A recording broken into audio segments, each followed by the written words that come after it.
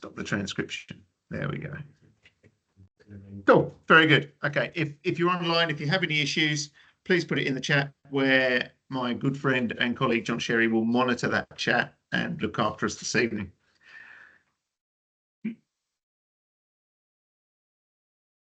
Oh, really? Okay. Have you got, which one have you got? Okay. It's the one that's on Kim Hughes' room. Okay. Okay. Keep trying. So WA Cricket acknowledge the Whadjuk people of the Noongar Nations, the traditional custodians of the land on which we meet this evening, and the Waka ground stands on Whadjuk country. We pay respects to Noongar elders, both past and present. This presentation is being video recorded. If you do not wish to be on camera, please don't come around here. And if you're online, certainly if you're under 18, I will instruct you, please do not put your camera on as part of our commitment to safeguarding children and young people. And if you're over 18, there's no need for you to put your camera on, but you are welcome to if you wish. As I said, I can't see your camera, so John, once he's able to log in, he will monitor the chat. Brief overview of what we're up to this evening. Okay, we'll have some. Well, these are our introductions and housekeeping. So we're in a different room tonight. The female toilet is just over my left shoulder. The male toilet is at the very, very far end.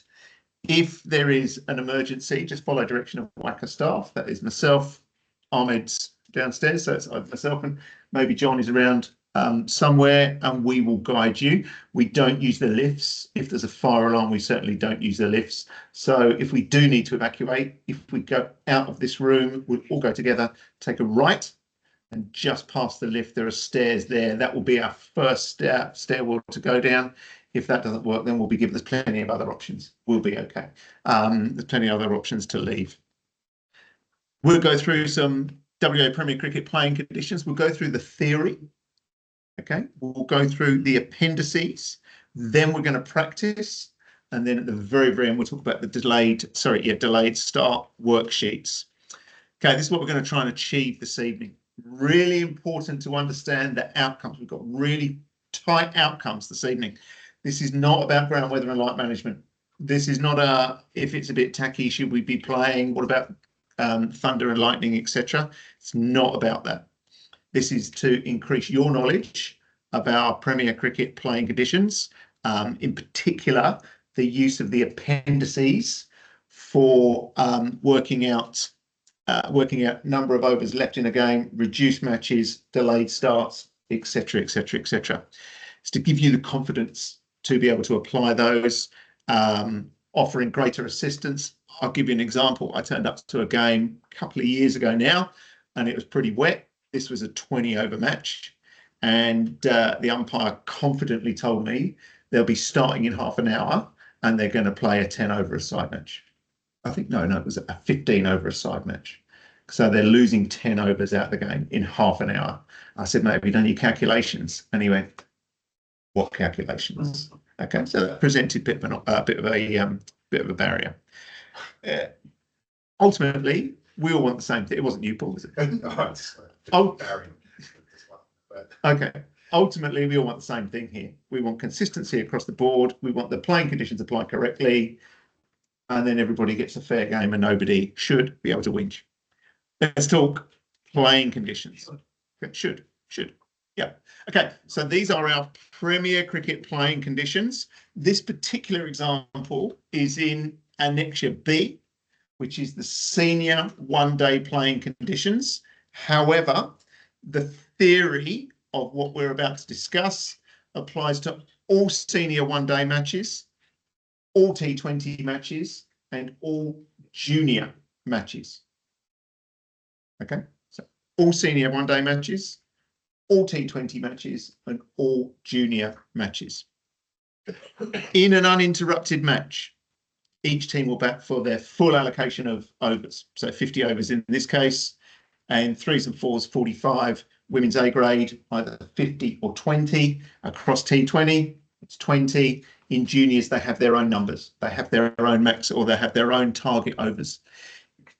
If the team fielding first fails to bowl the required number of overs by the scheduled cessation time for the first innings, we continue until those overs have been bowled. So we do not just stop.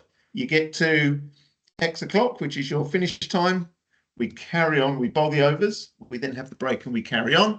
The team batting second shall receive its full quota of overs, irrespective of the number of overs it bowled in the scheduled time for the cessation of the first innings. I will add here, this is not about 2-day playing conditions. Do not get confused between short form cricket and 2-day playing conditions. We'll talk about 2-day playing conditions towards the end of October. So if the team batting first is dismissed in less than their allocated overs, then the team batting second shall be entitled to bat for their full allocation of overs. We'll see later as we move in that we try and equalise the number of overs, but that's the number of planned overs. If a team are bowled out in fewer than that, if team A get bowled out in 28 overs and team B have been allocated 35 overs, they get their 35 overs. They get their full allocation of overs, provided there's no further ground weather or light. And if the team fielding second fails to bowl its full allocation of overs by the scheduled cessation time, the hours of play shall be extended until the required numbers of overs have been bowled or a result is achieved. So we play the overs. We play the overs. That's for an uninterrupted match. Okay. Interrupted matches are split into 2 parts. Okay, so delayed or interrupted. If that interruption is a delay or an interruption to the team batting first, the first innings, we take what we call total remaining playing time for the day, from the very start to the very end. Total time. Somebody might, I'll just see if John's in the chat. No, he's not been able to get in, poor fella. Sherry. Yeah, I know, but he needs to be in here to monitor the chat. I think he's in. So, can you turn your sound off, John, please? There's an airport. So, you sure? You can take this. More than welcome you to take this session. More than happy. Okay, so total playing time for the day. If the delay or the interruption is to the first innings. So if we start, we get a certain amount of overs in a certain amount of time, and then there's a delay. And then we go back out, we take that time that we've played. So if we're due to start at 10:30, we'll see plenty of examples. If we're due to start at 10:30, that's when the clock starts ticking. And that is part of our total playing time. If we lose half an hour in the middle and then play on again, we count that first bit from 10:30 when we start. If that delay or interruption is to the team batting first. I'll just pause for effect. Now, if the delay or interruption is to the team batting second. James, just if you don't mind me interjecting. Yeah, go ahead. The game starts, okay, then there's a delay in the first innings. Don't worry about the number of overs that's being bowled, okay, because that's irrelevant. It's, as James said, it's about time that's left. So the team who's bowling could be behind with their overs, and that's absolutely irrelevant in terms of this calculation. Matthew is correct. You jumped ahead a little bit as well. Maybe Stephen Lamb talk to you about the presentation. No, thank you for that. Thank you for that. If I'll just add on to that point, Matthew's absolutely right. We're not responsible for their over rate. We advise them and work with them, but we're not responsible. So if they're way behind their over rate, we'll see a scenario later on. Because they're behind their over rate, they would have had the chance to catch up, but with the time left, they don't get to catch up. Probably not. Okay, moving on. So that's the interruption to the team batting first, total playing time for the day. If your delay or interruption is the team batting second, then the calculation we do is lost playing time. Lost time. And we take the time that we've lost, we divide it by the minutes per over, and we take those overs off. That's where we remove those overs, and we'll see examples of this. Don't need to be too concerned at the actual detail, but you need to understand the difference. If the interruption is or the delay is in the first innings, total remaining playing time. If the interruption is in the second innings, time lost. Time lost, and we take our overs off there. It might be the case that you get both. You get an interruption in the first innings and you do your remaining playing time calculations. That might leave 27 overs left in the game. You get through the first innings, into the second innings, they're playing their 27 overs out. You get another interruption for rain or whatever it is, the interruption, and you have to do one of these as well. So you could very well do both. Okay, in short, total remaining playing time divided by minutes per over gives you the total overs for the match. Okay, and if your loss of time is for the team batting second, it's time lost divided by minutes per over is overs reduced in the second innings. Has everybody signed in using our QR code? And if you're online, please sign in, show us you're here using your QR code. Okay. Now, Premier Cricket, the people who write the Premier Cricket playing conditions are really, really nice to you. Really nice. They make it so easy, so straightforward to work out these calculations. Okay. This is not difficult. So this particular example, again, the theory is exactly the same. All one-day cricket, all T20 cricket, all female cricket, all junior cricket. Okay, the theory is exactly the same. And we have Appendix 1 and we have Appendix 2. I've got one up my sleeve, David, if you need one. Okay, so and this particular example is an example of Annexure C, which are our T20 playing conditions. The same appendices apply to all of those competitions, all senior one day, all T20 matches, all female, all junior matches. Okay. The 13s and the 14s, sorry, the 15s and 17s, because they're sometimes played over 2 days, they vary very slightly, but that will be in our junior playing conditions evening. Some of it's even filled in for you. Okay. So we're talking T20, our total playing time for the match in every competition is 160 minutes. That is 2 innings at 80 minutes per innings. Not the 10 or 15 minutes in between. 2 innings at 80 minutes. Net playing time available from the start, which is important if we have that delay or interruption to the first innings. How much extra time is available in a T20? No minutes. Thanks, Pete. No minutes. So we can't add on any extra playing time. And it also tells us that the minutes per over, we do 4 minutes per over. So it's all done for you. So those bits that we can fill in have been filled in for you. In a senior men's first grade match, 3.9 minutes per over. Okay, so our total time for the day is 390 minutes. 50 overs is 100 overs times 3.9, 390 minutes. We have no extra time available. And that says 3.9. Everything else, all of these little equation-y bits there, all exactly the same. This is Appendix A, the top half. This is Appendix B. This is the bottom half. Its favourite part, I think it's fair to say. So there will be scenarios. Say you've had 30 overs and then you go off for an hour and 20 minutes. The chances are that that innings will have changed. We end that first innings and we're going into the second innings. That's how we work this out. And we'll show you this, don't worry. There's red flags all over the place.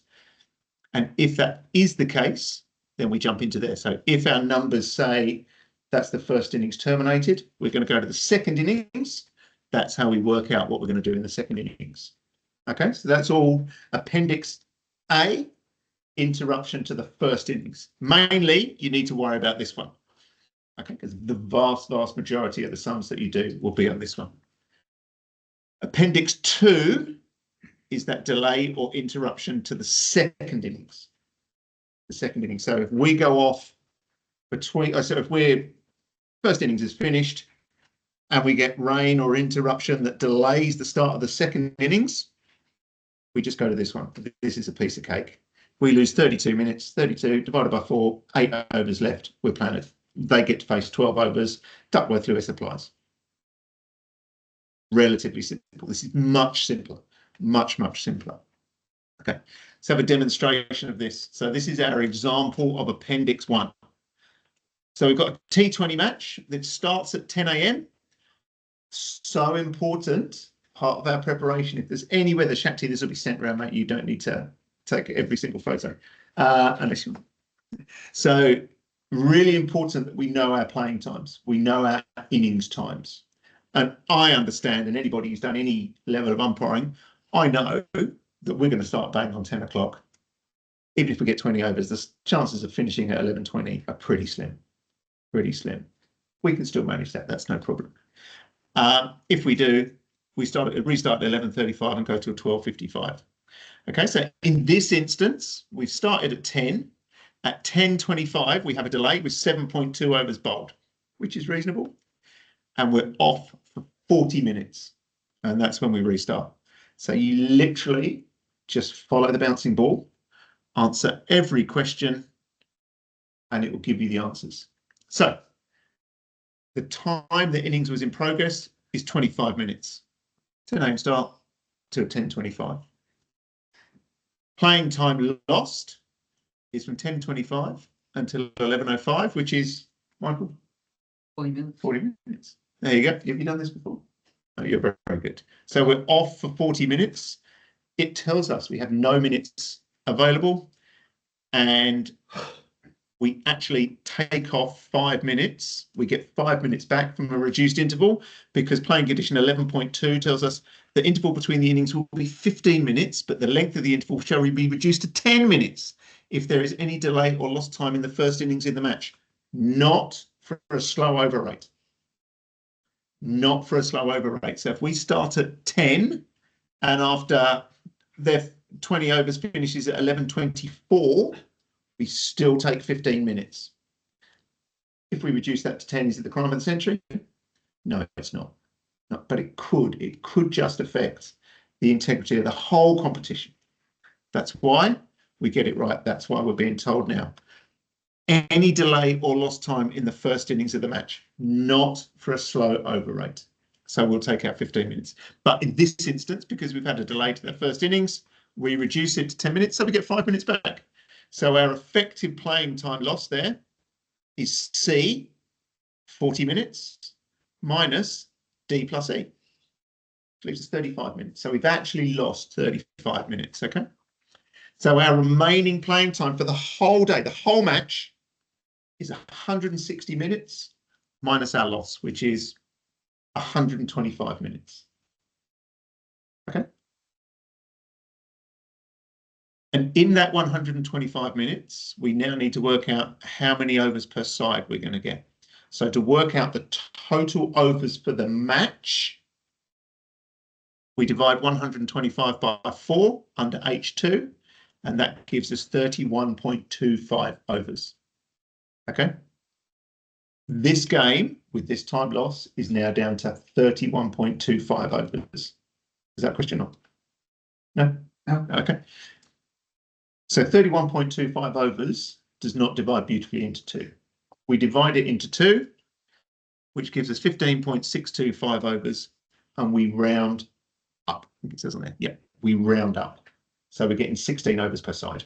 Okay, 16 overs per side, which gives maximum bowlers 1 at 4 and 4 at 3. So 4 threes are 12, 13, 14, 15, 16. And if one of our bowlers has already started his 4th over or her 4th over, that's it. They are the bowler that bowls 4. So they come back on, they complete that over, and they can only have, bowlers can bowl a maximum of 3 now. So if one of our bowlers has bowled that maximum, that is it. That is their bowler. Okay. So the first innings is going to recommence at 11:05. And the length of the innings, 16 overs times 4 minutes is 64 minutes. Okay. We're still talking about our first innings at the moment. So their innings must be 64 minutes, but they've had 25 of them already. Okay, so they've now got 39 minutes to complete their overs, 39 minutes to bowl 8.4 overs, which should be fairly doable. Okay, so 39 minutes takes us to 11:44. So 11:05 was our restart. That's their innings time. That's the time we've already had. That's the time they've got left. They've only bowled 4 overs in 25 minutes. Don't worry about allowances. Allowances are for penalties. We'll worry about those another time, or later on. At the end of the innings, we'll worry about those allowances, okay? So they need to finish at 11:44. The interval is 10 minutes. So the next innings will start at 11:54. And that's going to go for 64 minutes as well. So that innings is going to finish at 12:58. Does that make sense? Just follow the bouncing ball. There's a real simple trick. I must have done this. I do these wrong probably every other time. And it's the tiniest little error. That could be 15. I could do 16 times 4 in my head and get 62. Those tiny little errors, tiny little things, a real good way to work out, do I think this is right? Is this time here? The end time must not be before the scheduled close. And it cannot be, in this case, we're at 4 minutes per over. It cannot be 8 minutes after, because if we've got 8 minutes after this time, then we need, it's 2 overs. So we would take one So over. you always round up regardless of where the decimal place is. On when you're talking about these overs, Yeah. correct. 15.1, you still round. Correct. Yeah, because if you round down to 15, then that's going to be 12:50, Yeah, yeah. and we cannot finish early. So when you do your checks, it's why it's really important that we register this information. Really important that we do a check. The reality of the situation is we would have worked out, right, we're going to come back on at, let's say,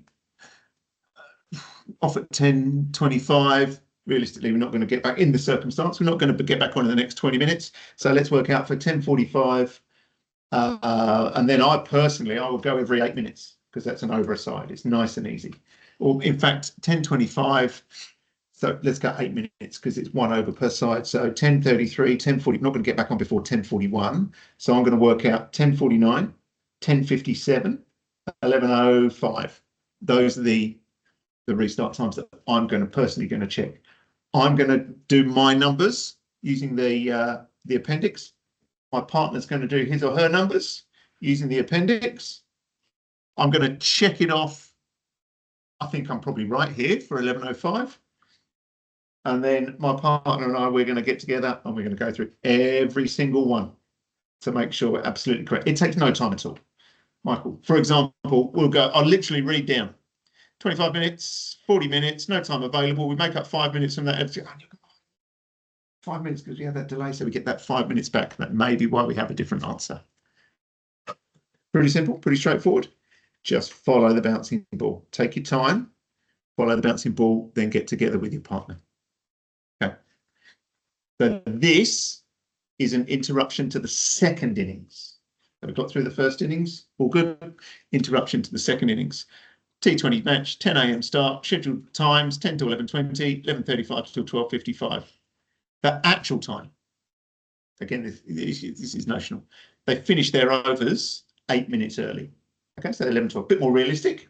Probably more realistic is 8 minutes late, but really they've haven't finished exactly on the button. So we take our 15-minute break and our time is 11:27 till 12:47. Okay. We restart at 11:27 at 12. That should be a P. At 12:09, we have a delay with 9.2 overs bowled. So they played for 32 minutes and they bowled 9.2 overs. So they're going pretty well as well. Okay. And we're going to be off for 21 minutes. This is how we do it. So we restarted at 11:27. The interruption started at 12:09 p.m. That was correct. So the time was in progress the innings was in progress for 42 minutes. And we're restarting at 12:30.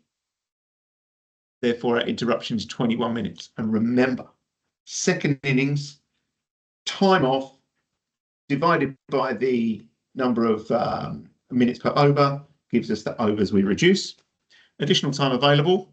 Anyone? How much additional time we got? What about in this instance? 8 minutes. We've got 8 minutes up our sleeve because this innings finished early. So we do have 8 additional minutes that we can use. It's written in the playing conditions as well. That tells us that we can use that time so we don't reduce the overs. That's saved us 2 overs. that has saved us 2 overs. If we get that right or wrong, sorry, if we get that wrong, T20's close matches generally, Duckworth-Lewis applies, 2 extra overs could be enormous, absolutely enormous, could be huge. Attention to detail is so important. So our total playing time lost is actually only 13 minutes. Okay, maximum overs at the start was 20 minutes per over. 13 minutes, our time lost divided by the minutes per over, 325. And in this instance, we round down because we're taking overs off. We want to maximise our play. So we round down to get the difference between rounding. I understand the difference between rounding up and rounding down is pretty obvious. James, what specifically does it say that in the playing conditions? About this time here? Yeah. I'll find it for you. I might need to go back. It might be on a previous slide. I'll go back for you. Yes, In ma'am. appendix 1, you'll always round up, and now appendix 2, you round down. Is that how it works? Not exactly. Let's just have a quick go back to appendix 1. Let me see. It's not quite as Yeah. clear cut as that. It will tell you what to do. Okay. It will tell you what to do. Okay, yeah. Let me go through. 24, so 3 overs lost, adjusted. So they're now facing 17 overs. 17 times 4 is 68. So their total innings is 68. And so this 68 here, initially it's 80 minutes. Okay. They've already played, how many have they already played? 42. So that is not 80 times. No, that's not right, is it? Time innings in progress, 68. So it would be slightly over. So this probably finished that a little bit late. There you go, 1 minute later. Okay, so 12:30. They've already played that. So they've got 26 minutes. That's by that rounding, just gives us that extra minute in the innings. And that's why we finish. But this is really close. So it's within 4 minutes in this case. Okay, because we're in that appendix 2. 4 minutes. And it's not before 12:55. Pretty simple. Pretty simple. And then your maximum overs per bowler, 2 at 4. Somebody could have started, how many overs got? 9.2. Somebody could have started, in fact, 2 bowlers could have bowled. No, they can't because you can only bowl 4. So they can't bowl a 5th over, hopefully. Okay, so yeah, 2 are going to bowl 4 and 3 are going to bowl 3 overs. And then just doing that maths as well. Do that maths. So 3 3s are 9, 2 4s are 8, 8 and 9 is 17. Tick. Okay. This is another interruption. So this is an under 17s 50 over match played over 2 days with an 8 a.m. start. Shakti. Sorry, James. So in last appendix, Yeah. How about the runs? How we gonna calculate that? I mean, We don't calculate them. So this is a Duckworth-Lewis Stern question. Is that right? yes, yes. We will go to the scorers and we will tell them how many overs are left. So they're gonna do the. They do it. Okay. The clubs know it's club responsibility, and they will do the Just calculate Duckworth-Lewis the Stern. We just tell them the overs. Yeah, Andrew.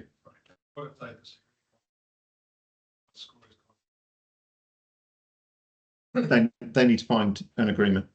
We don't get involved. No, if they absolutely cannot come to an So they agreement, have an online calculation about. so they will have the correct, or that sorry, they're instructed to have the correct Duckworth-Lewis Stern version, and there are different versions, and it's forever evolving, on a computer or on a phone, and they will put the calculations in. Right. 20 overs was our scheduled start. They might be chasing 120 runs. 20 overs, the interruption came in at after 9.2, number of overs bowled. This is the score. And then they've got 17 to chase, target score and pass It's scores. it's not like a logbook was then taken. No, it's all done online. Well, what if the online system is down? It won't be. It won't be. What if you do like there's a ports break game on what's Up to the clubs, down to the clubs. If they can't, not our problem. Will you just walk away? I personally wouldn't walk away. I'll do the best I can to help them. You need to find somebody in your club, phone the 2nd grade scorer, phone the 1st grade scorer. yeah. There you go. Might not be the correct version, Stephen. I'll be really mindful about using one yourself, because it's whatever the latest version is, and they're told at the start of the season, This is the standard. This is the version that we're using. And they have to have it. End of.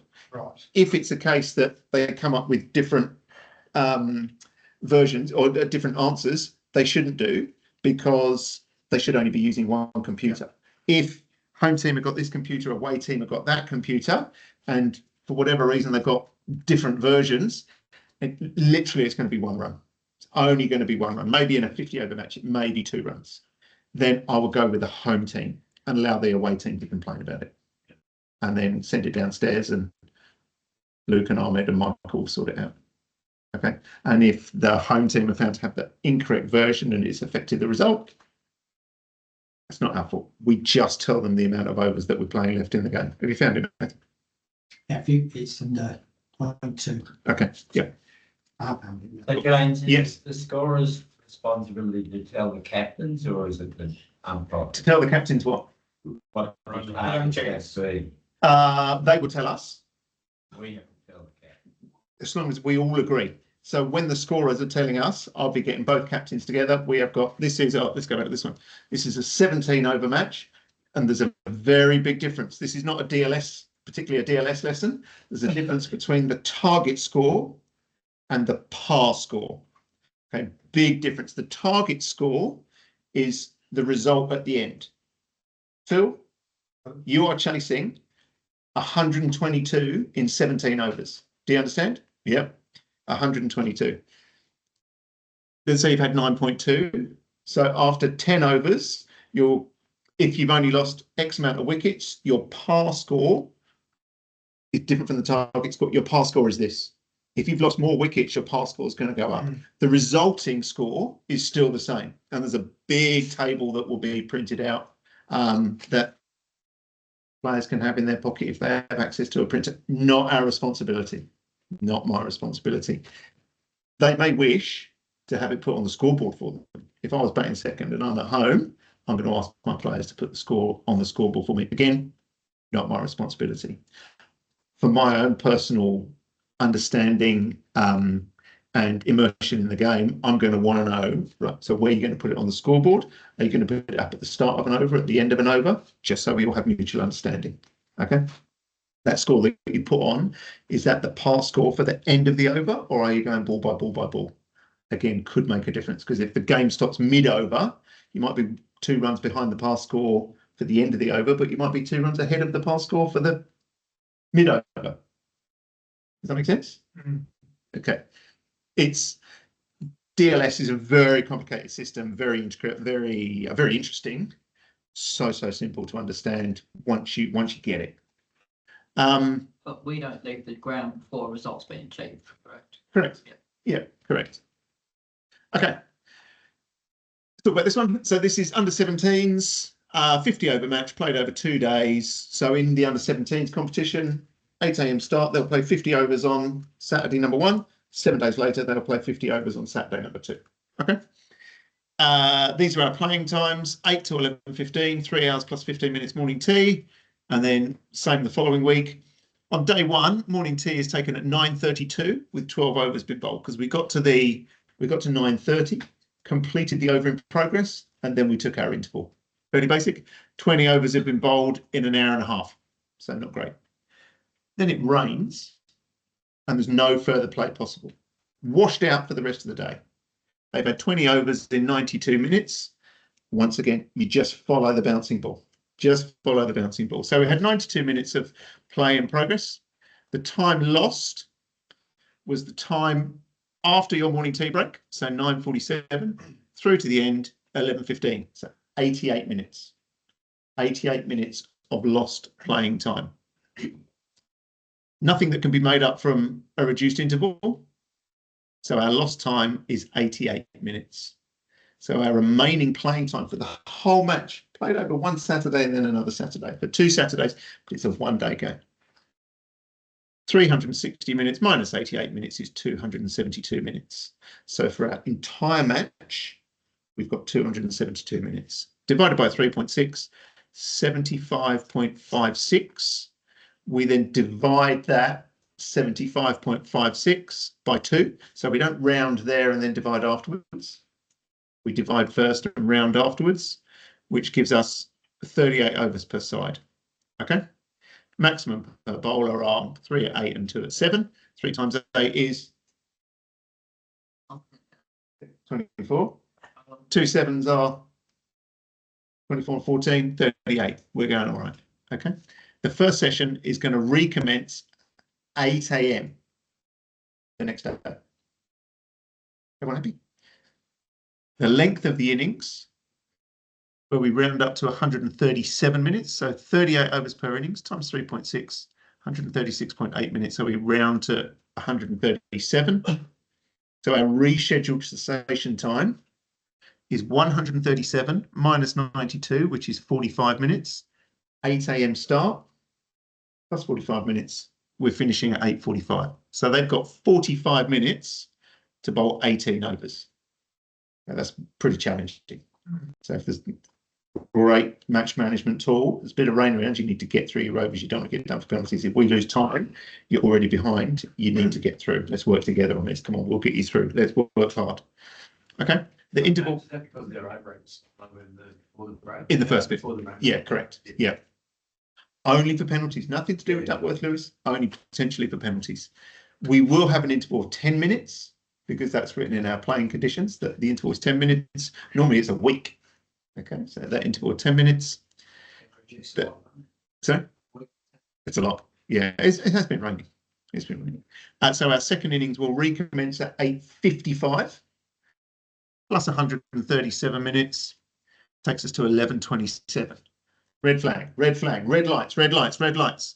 11:27 to 11:15 doesn't seem right. I think I've done my calculations wrong here. We had a 10-minute change of innings. Took me about 40 minutes working this out today, and I couldn't find this 12 pigging minutes. But there's extra overs here. This is not right. And then I realised we'd had that 10-minute change of innings. That's why that is late in this particular circumstance.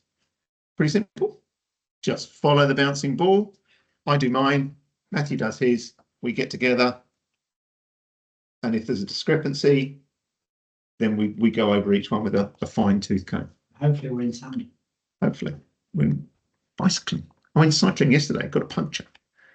So I was not very happy. Okay. Yes.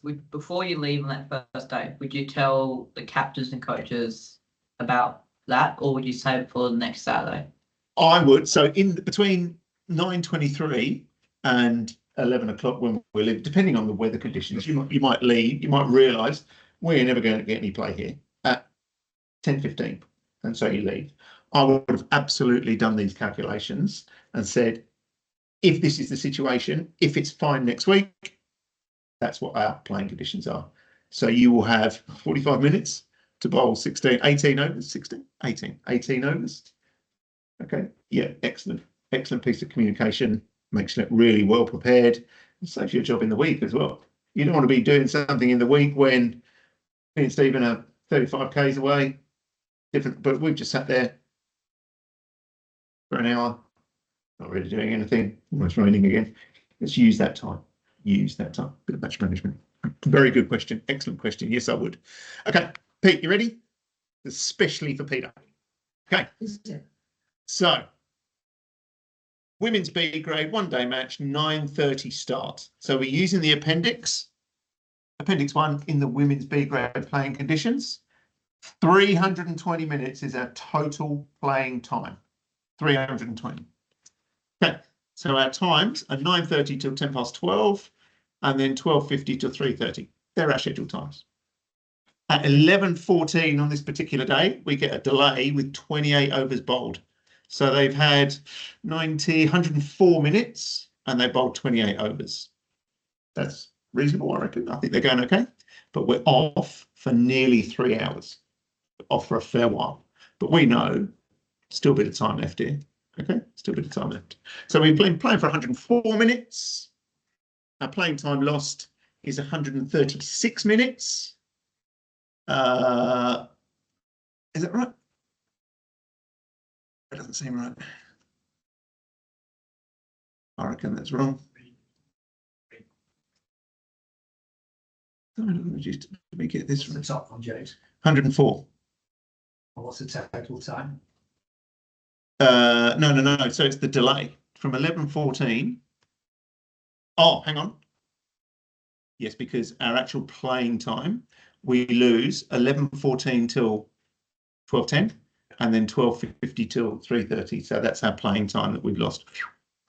136 minutes. So from there to there is actually 180 minus 4, 176 minus the 40 minutes there. So 136. Does that make sense? Make up for it. No, but No? Okay, so we're talking playing time, 320 minutes. Okay, so if our interruption comes at 11:14, we're only interrupted until 12:10 in effect, which is 56 minutes. Yep. Yes. And then we're interrupted from 12:50 to 2:10. So that middle time when we're not playing, we're not losing time. Okay. So from 11:14 till 2:14 will be 180. Take off, less 4, which is 176, less 40, which is our interval between the innings.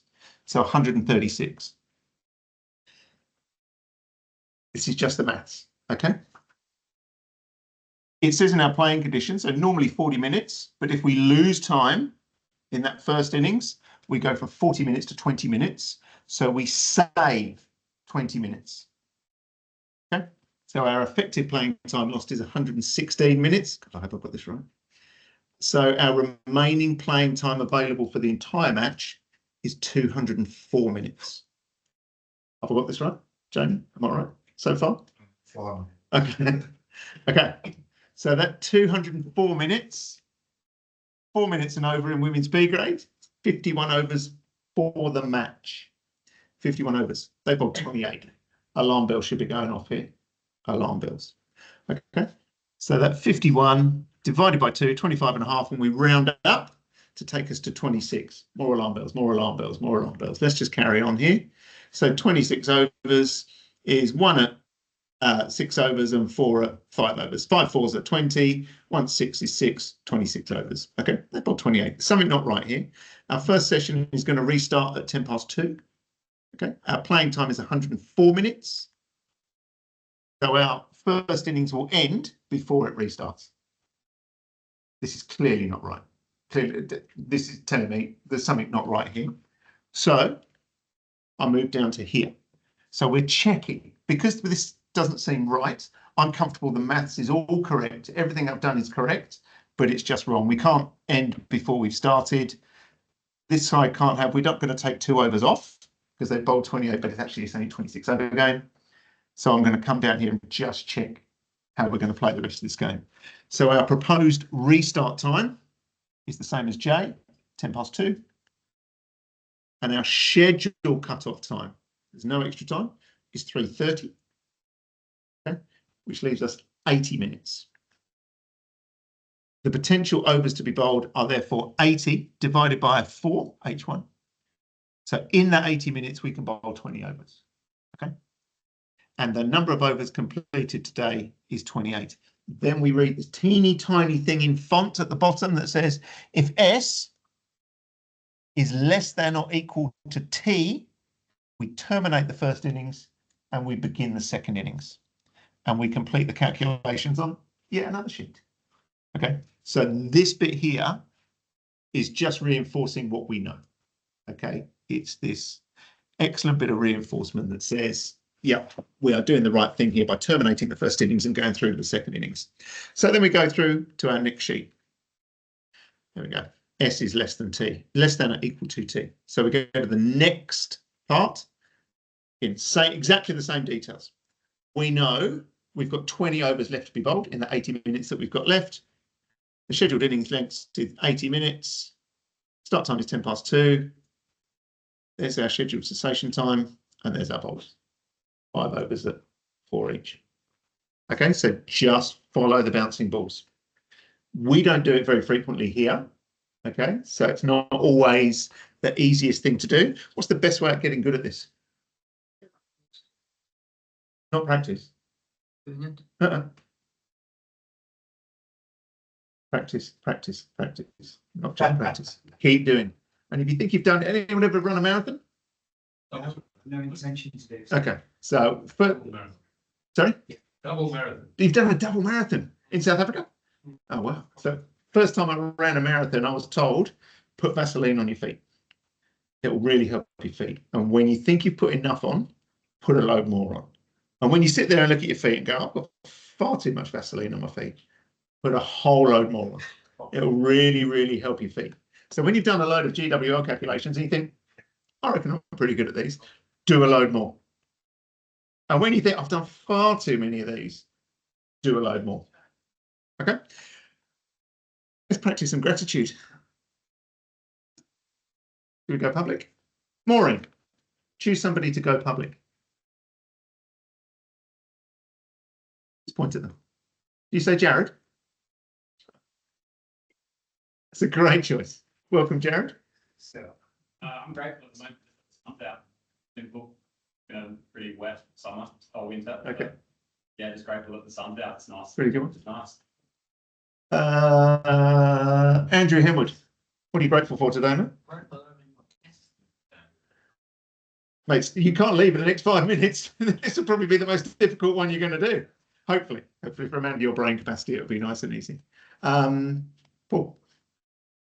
I knew you were going to ask me. I'm grateful to be here, actually. Okay. I've got a very long story, but it only happened 2 weeks ago. I'll nut it down. In 1 minute, I was driving along a road.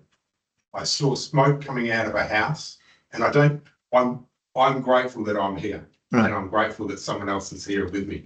Well, not today, but with it. Saw smoke coming out of a house. Went down a road. Went down another road, up a road, and I saw a house on fire. I was the only one there, except for an 84-year-old man standing in the driveway. So I approached him and said, and his house is well ablaze. And I said to him, mate, is there anyone inside the house? He said, yes, my wife. I went and got her out of the house. Jeez, Paul. So I'm grateful that I'm here. Upstairs, downstairs? Upstairs, downstairs? With a single I'm grateful to have you with us as well. So in your groups, you've got a minute and a half to share your gratitude. Phil, come and join me and Michael.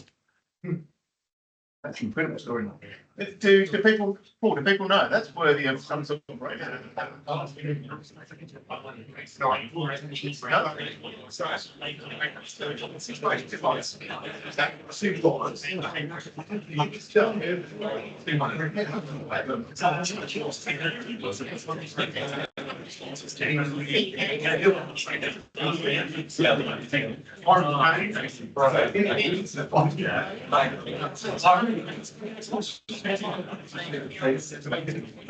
You knew this? That's your first season.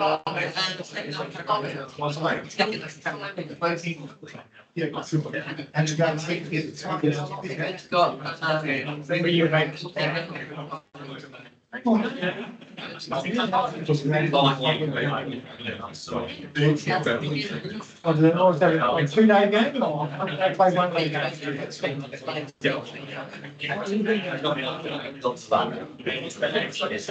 Well, actually, quite a close to the games, can't they? Yeah, especially the big money. I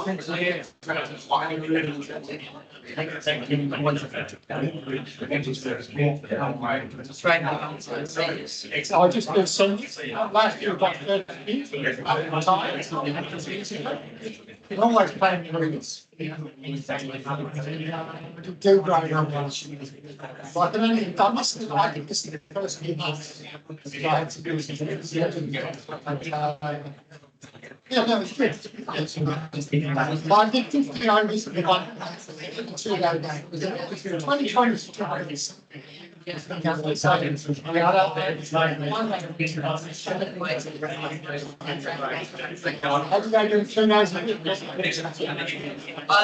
I only did one house, but this year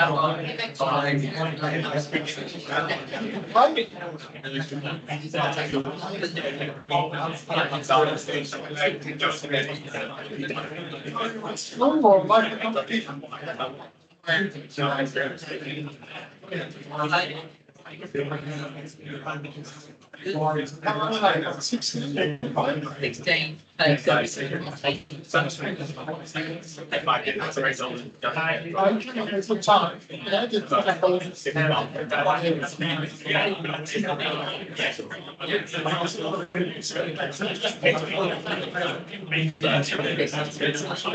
Wow, that is incredible. Ladies and gents, I will get you 3, 2, 1, you're back in the room. If anybody's got 3 or 4 minutes in their lives, listen to that story. Story is remarkable, absolutely remarkable. I'm grateful for the friendships in my life, really, really grateful for the friendships in my life. And one of them is going to come to the fore right now and talk to you about Officials HQ. John, are you in the room? Yeah. Yeah.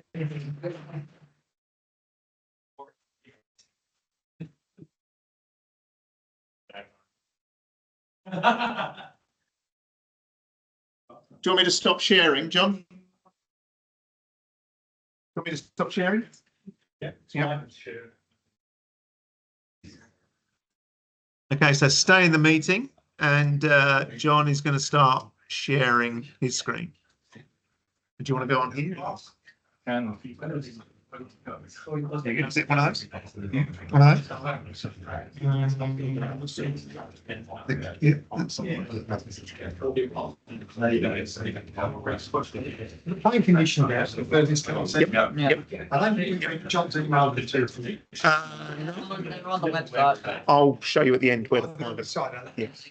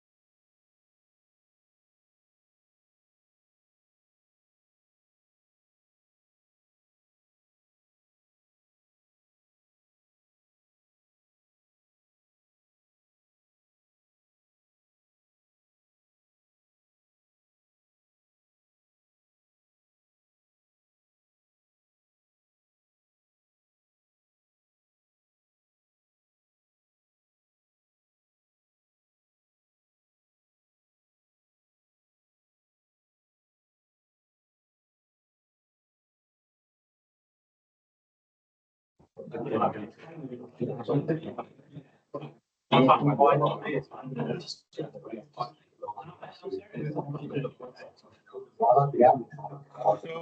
just a quick overview of Officials HQ 2.0 this year. Somebody's got the James. yeah. I'm on mute.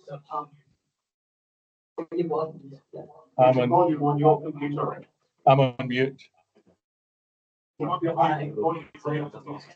it's there. It's coming from there.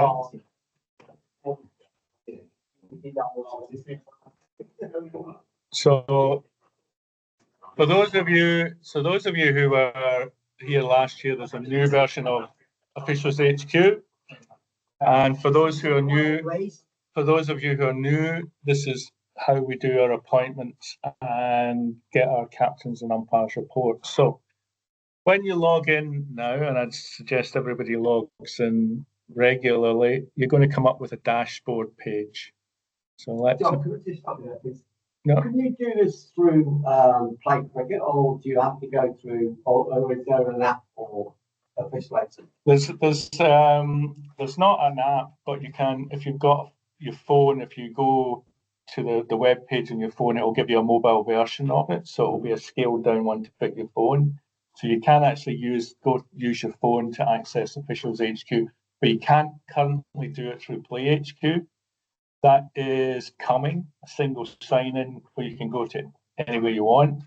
But at the moment, you have to get into Officials HQ, you have to go to the login page, which is, if anybody's been reading the Before the Toss magazine, is in every week telling you how to do that. So, and this will happen when you log in, you'll come to your page here, and this is the dashboard, so which is actually quite, it's an improvement of what came up last year. The first thing I'll show you down here is widgets, because each of these little things up here is a widget. So when you click on that, it gives you a list there, and you can either turn them on or turn them off. I think most of them I would suggest you have turned on, except upcoming backup. That's nobody yet is quite sure what that is, but so that's why you can switch it off. You'll come to your page here. So what the first thing I'll show you is on the page is profile. So if you click on your name, it should bring up the profile page. You can see that's the photograph that got taken when I was arrested a couple of weeks ago, but we won't talk about that. This basically goes through all the information which you do when you register. So you can change your password. You can.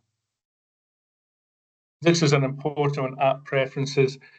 This is what people will see, the information that people will see when you, for instance, if you have been appointed with someone and you go into your match, it will show you what information is available. I would advise that you at least make your phone number and your email address available, because that means that when your partner clicks into the match, they'll be able to see your contact details. So you can show your picture or your address, but I think there, I would say, at least have your phone number and your email address. The contact details, bank account, I won't show you my bank accounts. Well, I should do. I'd be happy for any donations to come in. Your address, affiliation clubs, that's more for umpires who are players. For a club, if you affiliate to a club, it means that when I try to appoint you, it tells me this person is affiliated to the club. As far as we're concerned in Premier Cricket, I don't care if you're affiliated or not. Nobody is affiliated to a club, so don't fill it in. The accreditations, this is one which accreditations are, I don't have any in mind there, but that's where if you've done your Cricket accreditation, you can go there. It's also a bit confusing because it's where if you've got the accreditation type working with vulnerable people, which is working with children, you can put your details in there and it allows you to upload a picture, which is good. As you see, the next one down is work with children, and it's exactly the same for that, except it doesn't allow you to upload your details. That has been reported to Officials HQ to say, why have we got two ways of doing the same thing and not? Medical information, emergency contact, these are just information. Role preferences is one I think it's important this year that you look at, because this is where you can assign yourself to another association. Previously, it was done by the administrators, but now it's a personal thing. So if you wanted to, you click on add role, and then you just find whichever association it is.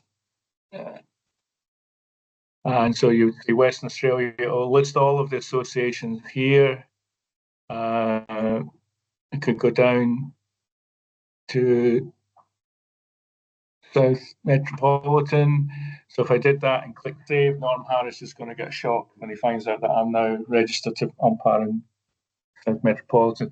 So if you are doing more than one competition, and they're using Officials HQ, that's how you assign, you put yourself into their list. Yes. Very important. Yeah. So that's that one, and that's quite useful. It's quite a useful one. We go back to dashboard. You'll see here the statistics. These ones actually just give you the numbers. This is a use, so you can't, it just tells you how many appointments you've had. Match reports is a useful one here, because if you have got outstanding reports that you haven't done, it will tell you here. This bit here says that I've got all of these, excuse me, all of these ones to do. And if you click on that, if you highlight it and you click on that button, that will take you to the report and allow you to do it. Award votes is the same. If you've got award votes to give, it'll tell you here, and it will list all the ones you've done, and you can click along. As you say, we've got the Ahmed Khan medal, which I think Luke Douglas is about to win. We won't go into that. But if you come to one here, you'll see with just the 3, 2, 1 and no names, these are awards that you should have been putting in and you haven't done so. So that you can then click on the little bit here, and that will take you to the awards page, and you can then enter your award. So if you've got, if you go here, you'll find it will tell you that you've got award votes to put in, and Ahmed will be extremely happy if you do that, and he doesn't have to go on. Yeah. So here we have upcoming appointments. So that tells me that I'm already appointed to Midland Guildford Gosnell's 4th grade match. If you click on that, it brings you to the upcoming appointment. Now, this thing this year, I'm going to be very strict about. This is the confirm the bell. It looks like a little bell that's ringing. It doesn't make a sound. If you click on it, it says accept or reject. This is not a request. This is an instruction. When you get your appointment, you either accept or reject it.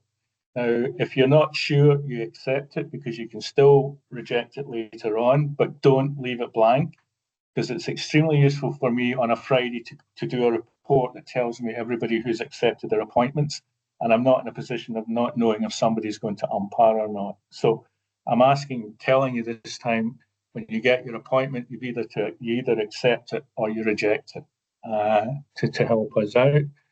It tells you here, you'll get your past appointments. This is where you'll find all of your past appointments. But again, here, if you go to the little hamburger, it comes down, you've got your game info. I think this one, yeah, I've developed a cloning technique, so there'll be 64 John Sherrys out on the field every Saturday to make sure there's no one umpire games. But this is where you'll find out who you're umpiring with. And as you can see here with this one, it's got the details, phone number and details. So that's where you're going to find your contact details for your partner. With that, it also tells you where you are umpiring. And it's now, this year, it's now got the actual ground, the oval that you're umpiring on. Last year, it used to only give you the ground, which for Premier Cricket is not that great. Well, most people would know, but it will tell you that you're on Lilac Hill 2, not just Lilac Hill, or Sutherland's 2, not just Sutherland's there. So you've got all this information, which I think is, and again, we can go back to so that this is all there for you on the dashboard. The other most thing here is this one up here, My Officials HQ, because that's where it will tell you, for instance, where you put your leave in, if there's any messages and files. And I now have the ability to send a file or a message to any umpire. So probably next week you'll all be getting sent copies, PDFs of the playing conditions, so that you can then download them from there. It's another place to see it. I can send messages, individual ones, to say, like, Matthew, your game's been switched from Joondalup to Lark Hill. You've got 20 minutes to get there, and things like that. Can I message you back? You can, but I do have the ability to shut that off. 1 second. So here, if you go to this umpire allocations, again, it's just a repeat, but it tells you again where your upcoming appointments are and all your past appointments. We go back.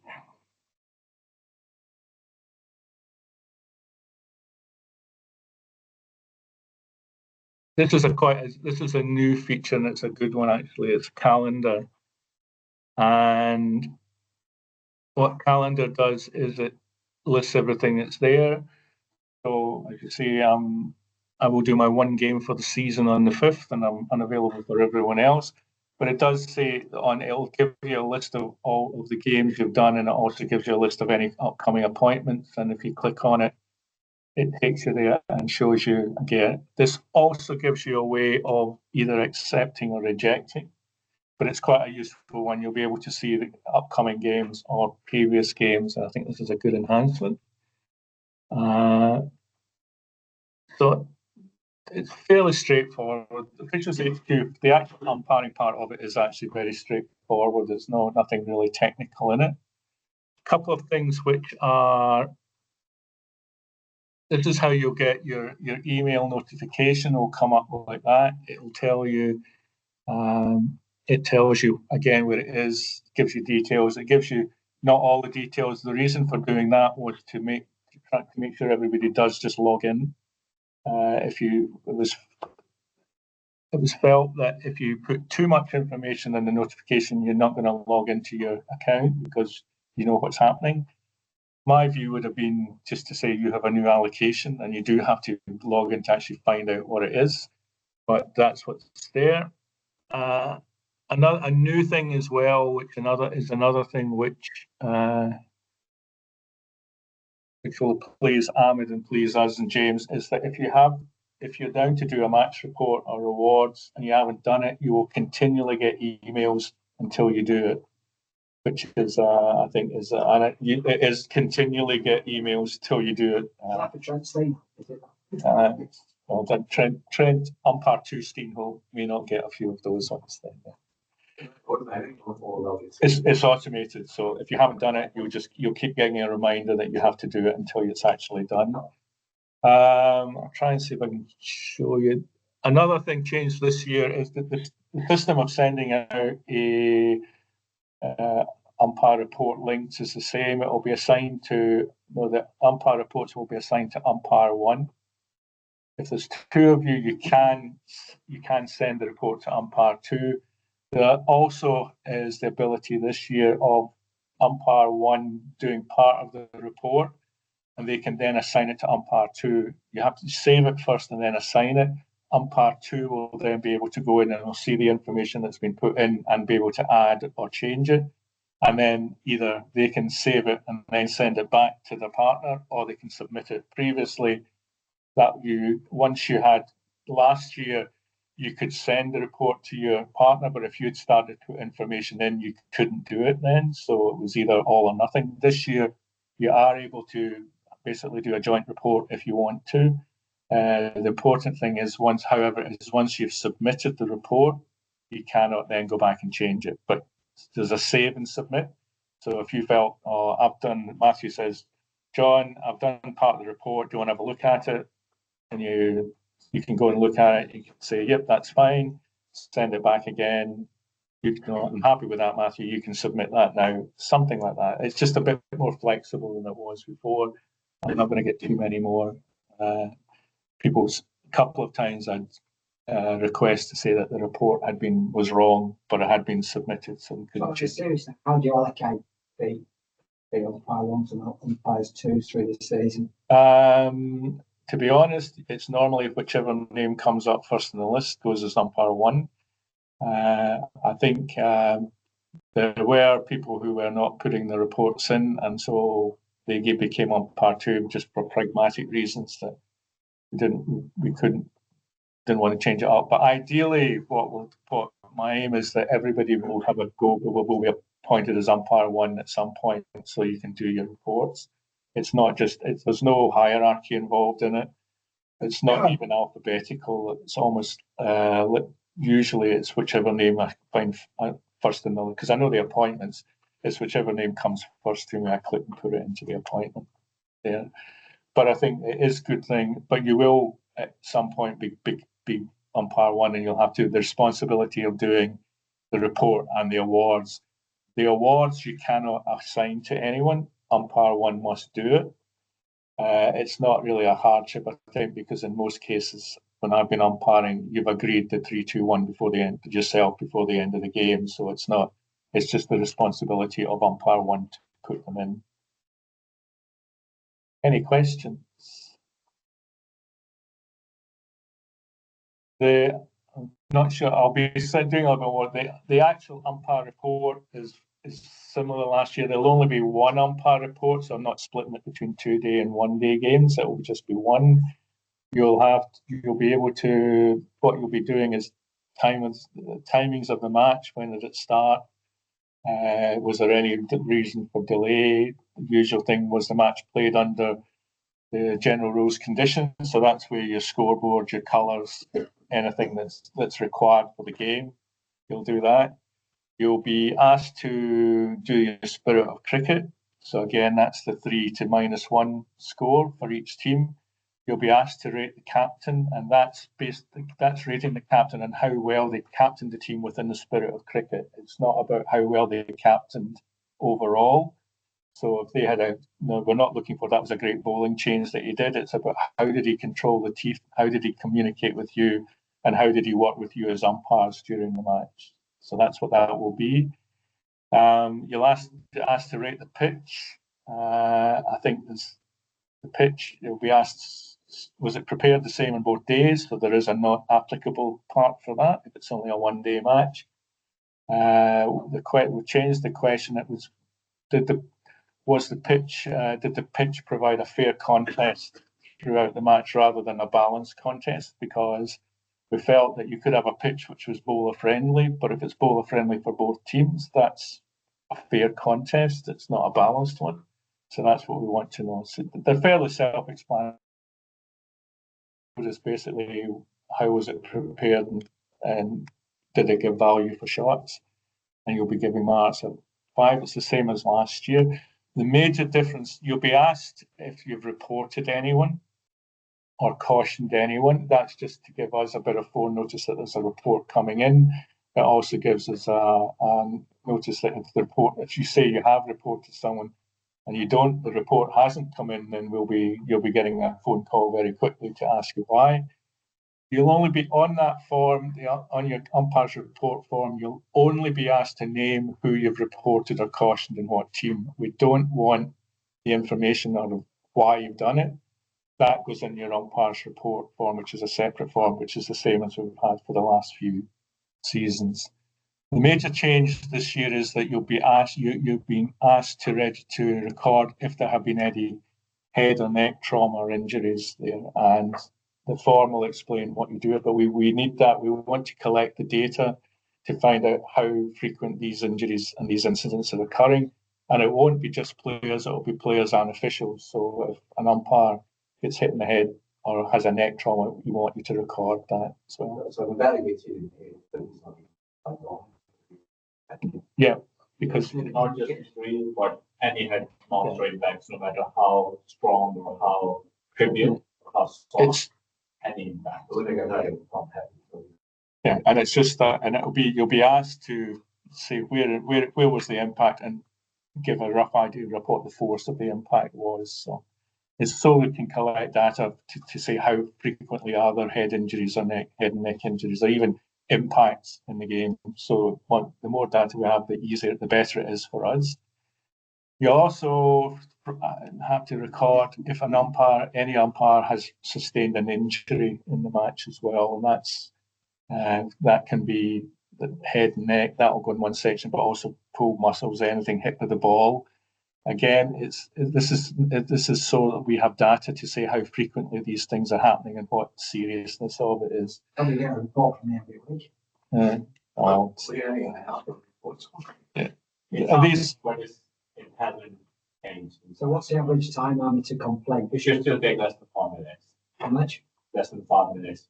we've made it simple and put star boxes and things that you don't have to drop down boxes. Gone to town by devising drop down boxes so that you don't have to write in the name of the team or they're there. So it's done to try and make it as user friendly as possible. And the information we're asking for doesn't have to be detailed. It's more just it's just so we can record it. One of the reasons for it we've been looking at is this comes from work health and safety. And there are now being, because you're all volunteers, but when you umpire for Premier Cricket, you're actually regarded as being an employee with regards to work health and safety. So there are certain requirements and obligations for us and from you as well. There could be, for instance, one of the things we're looking at is there is currently talk of a push for umpires to have to wear helmets for certain types of cricket. One of the reasons we want to collect data, particularly things like head knocks, is to find out how frequent it is. If we're finding that we're getting one a year, that maybe you can then say, do we need to make it mandatory or whatever? It's so that we've got the good data to support, first of all, for our information, because in terms of injuries or whatever, we can use that to try and make things safer. But it's also good to have this record because it's becoming more and more emphasis on that, particularly head knocks. And so the more data we have and the better we are able to address it or to provide evidence to help make cricket a safe place. Any questions? John, with your messaging on Official HQ, Yeah. what notification do we get through that? Do we get an email with that when you send a message, or? No, it'll be in your, if you go to, I'll go back to the, I'll go back to the dashboard. When you get a message, you'll get one of these things. You'll see a green light flashing over one of those. This is the messages. Yes. Yes, you do, and that's one of the reasons I'm telling you to log into it, because if we've done, we're not going to. It's not going to be used like a WhatsApp group of providing messages, but anything I think we're using will be things which are not urgent. But you'll see it there, and either the bell will have a green light flashing or the message, and that tells you that there's something new in there. But as I say, we want to encourage you to log in as much, because all the information that you need is there. You will have to log in to be able to access your reports. You'll need to log in to find out details of who you're umpiring with and where you're umpiring. So I think I think even if you just log in briefly once a day just to have a look, I think that would be a sensible thing to do. So thanks, John. Please thank John.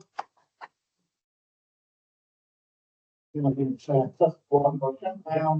Umpires covered under insurance? Yes, we are. There is an insurance scheme. It covers you for.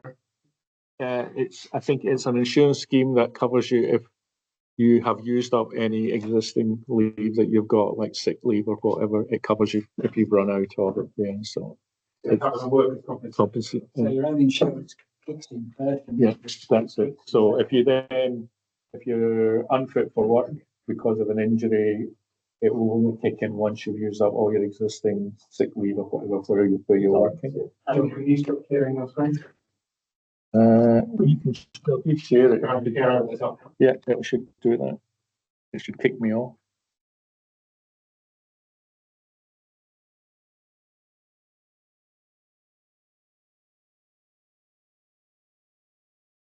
Says I'm not sharing. So.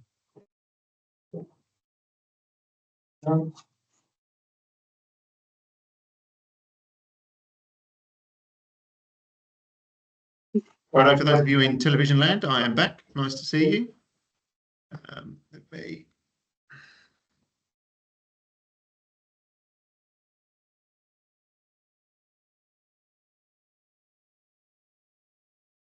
Yeah. Shazad has asked a question on availability there, John. So Shazad, the answer to that question is you are available unless you say otherwise.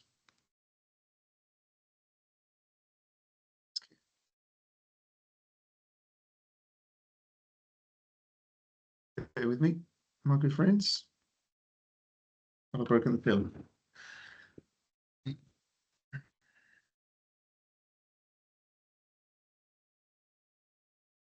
It is just gone, isn't it? Might be here. Oh, it's back. Oh, that's good news. There we go. That's what we're after.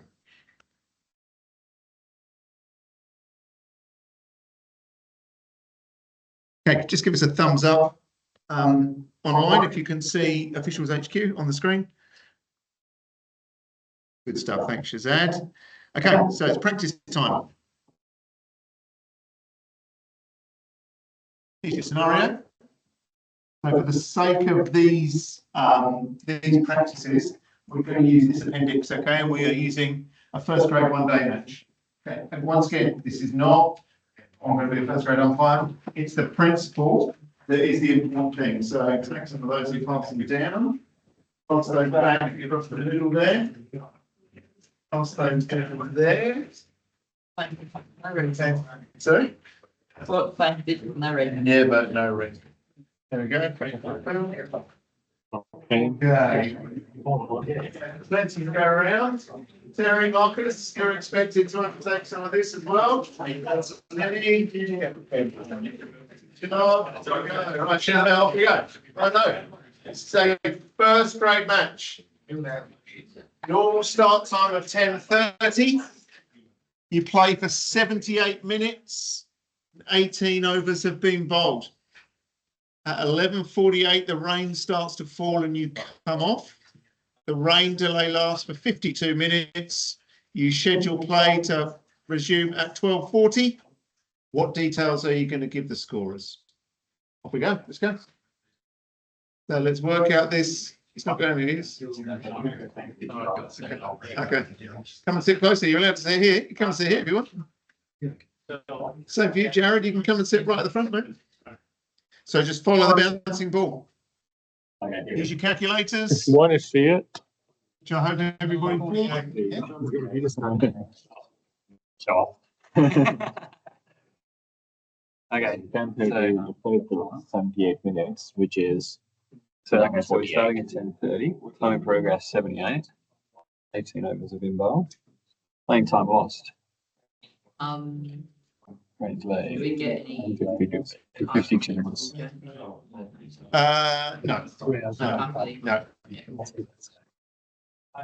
Good question. Playing time So lost.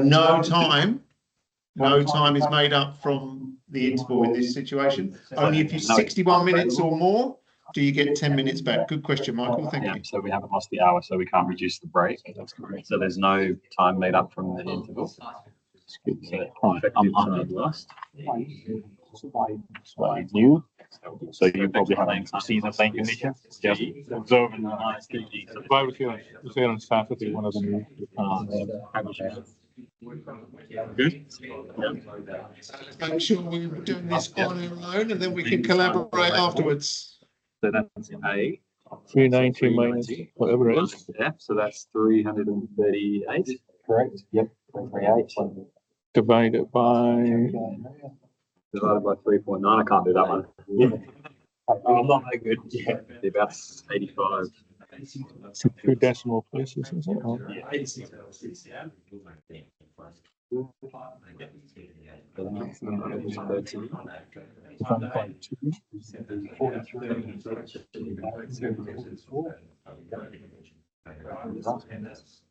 You do. Has to be an even number. yeah, Yeah. So as James said, you gain 8 minutes potentially from the rounding up process. So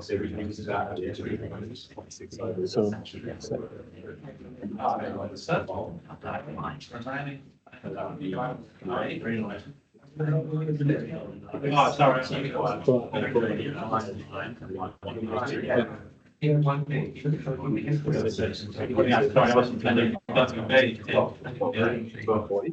we're gonna recommence. Just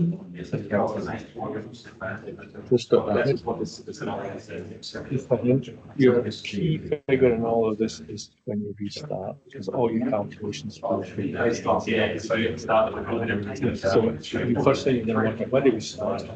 Restart. Everything flows into maximizing flows.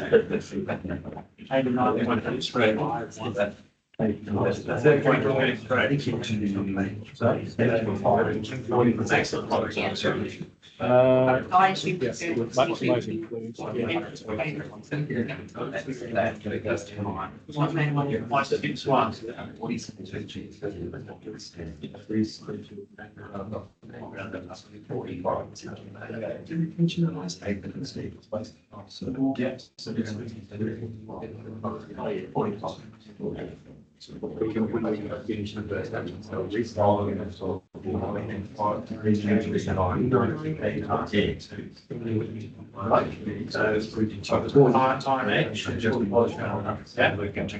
the rescheduled close of play is only relevant for penalties.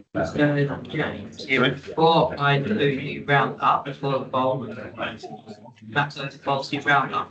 No, so for those bowlers, you round up, but not all of them. So they can't all bowl 9 overs. How many overs you got?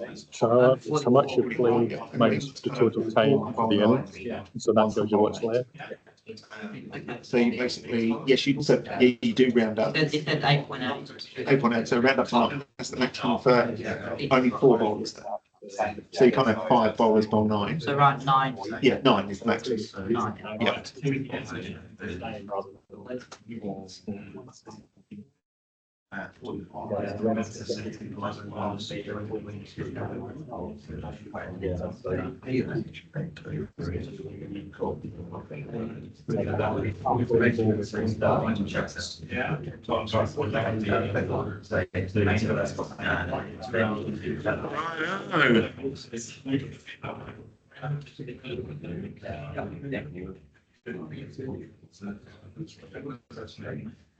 It can't be before 6 o'clock. That's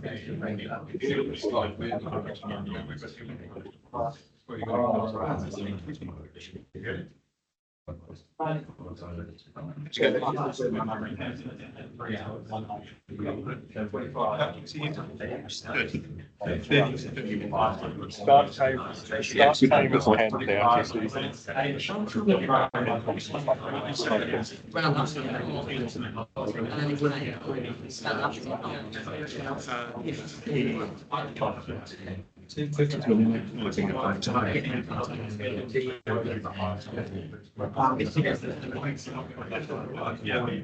And so Has to be between 5:30 and 5:58.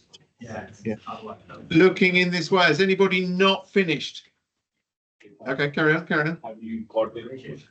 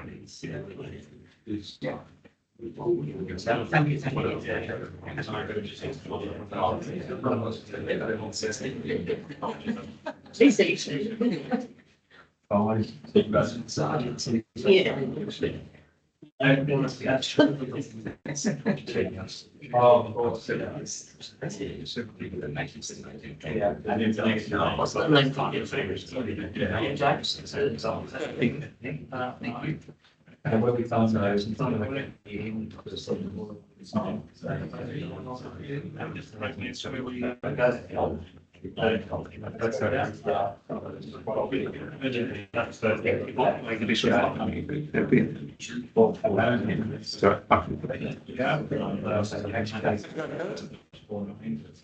Still figuring it out. Still figuring it out? Yeah. Just follow the bouncing ball, mate. Very easy.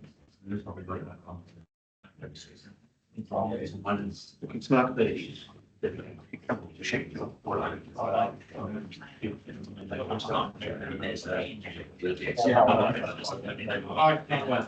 I've probably as well, because it depends on how.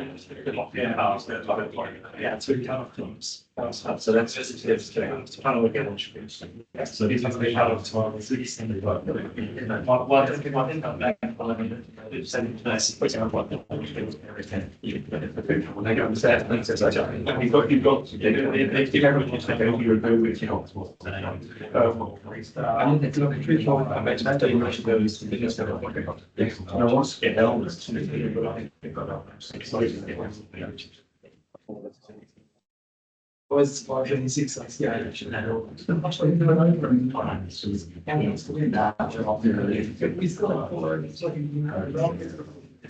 if I use this colour.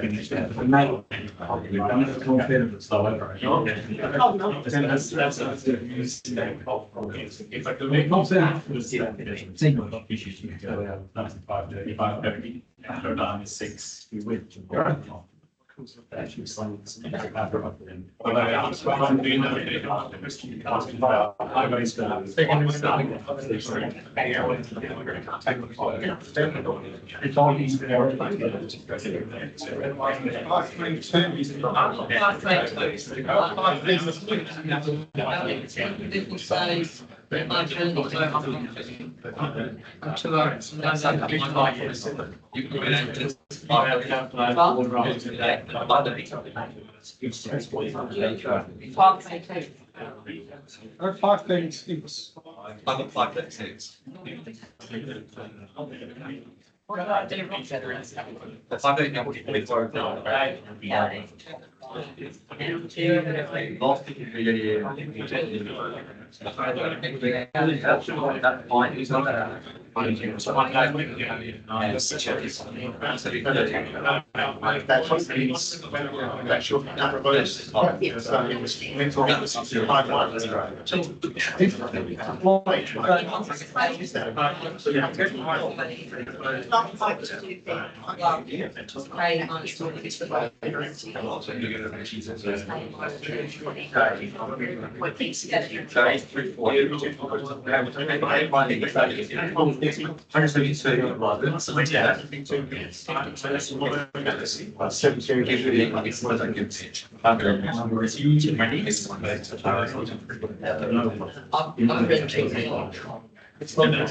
Yeah.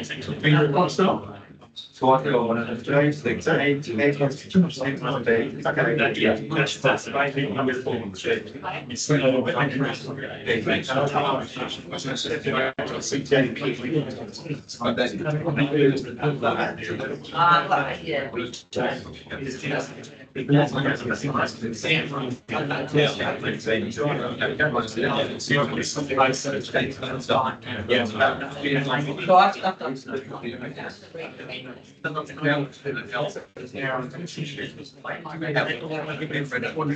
Where'd you go? What'd you do? Stuff up on L. Ella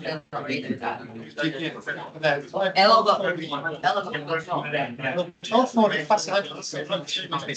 Minus 78, minus 78.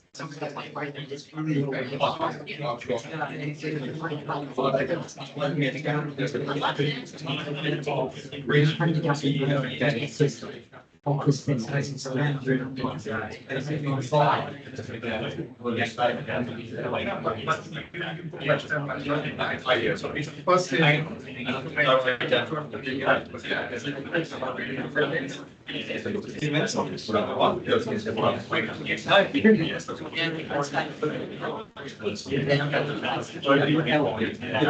we're all going to get on. No, man, you don't think I heard it. I used to play cricket. Sorry. Oh, yeah. We did get a big job when Stan once last year. That's not fun. Right, we'll go through this now. Okay, we're going to go. Can you everything this way, please? Let's go through. We have pretty much all the details that we need. If you are on the state umpire group or the development panel, got a really important question. What are you doing back there? It's a reasonable question. Where should you be? Where would I love to see you? No, not with the dumb people. We're dumb people are umpires. Okay, come share your wisdom and knowledge. Right, let's go through. Net playing time, 390 minutes. Okay, the innings has been in progress for 78 minutes. The time we have lost is 52 minutes. We know we have no extra time available, and the playing conditions say, and I understand this information is not there, that we get 10 minutes back if we lose more than 60 minutes. Right. So we do not have any time made up from the reduced interval. Okay, this is not a T20 match. So in terms of good match management, if you get close to the hour, make sure you go to 61 because you gain 9 minutes and you maximise your play. Thank you. So you're playing the drizzle a bit more, you mean? No, you come back a bit earlier. Come back earlier. Or you come back a bit later to get to 61. Yeah. Get to 61. Right. The late 5 minutes. Effective playing time lost is C, 52, minus D plus E. 52 minus 0 is 52. So our remaining playing time is 390 minus 52, which is 338. Okay, does everyone understand that? Yeah. We are at 3.9 minutes per over. So our total overs for the entire match is 338 divided by 3.9, which is 86.66. Okay.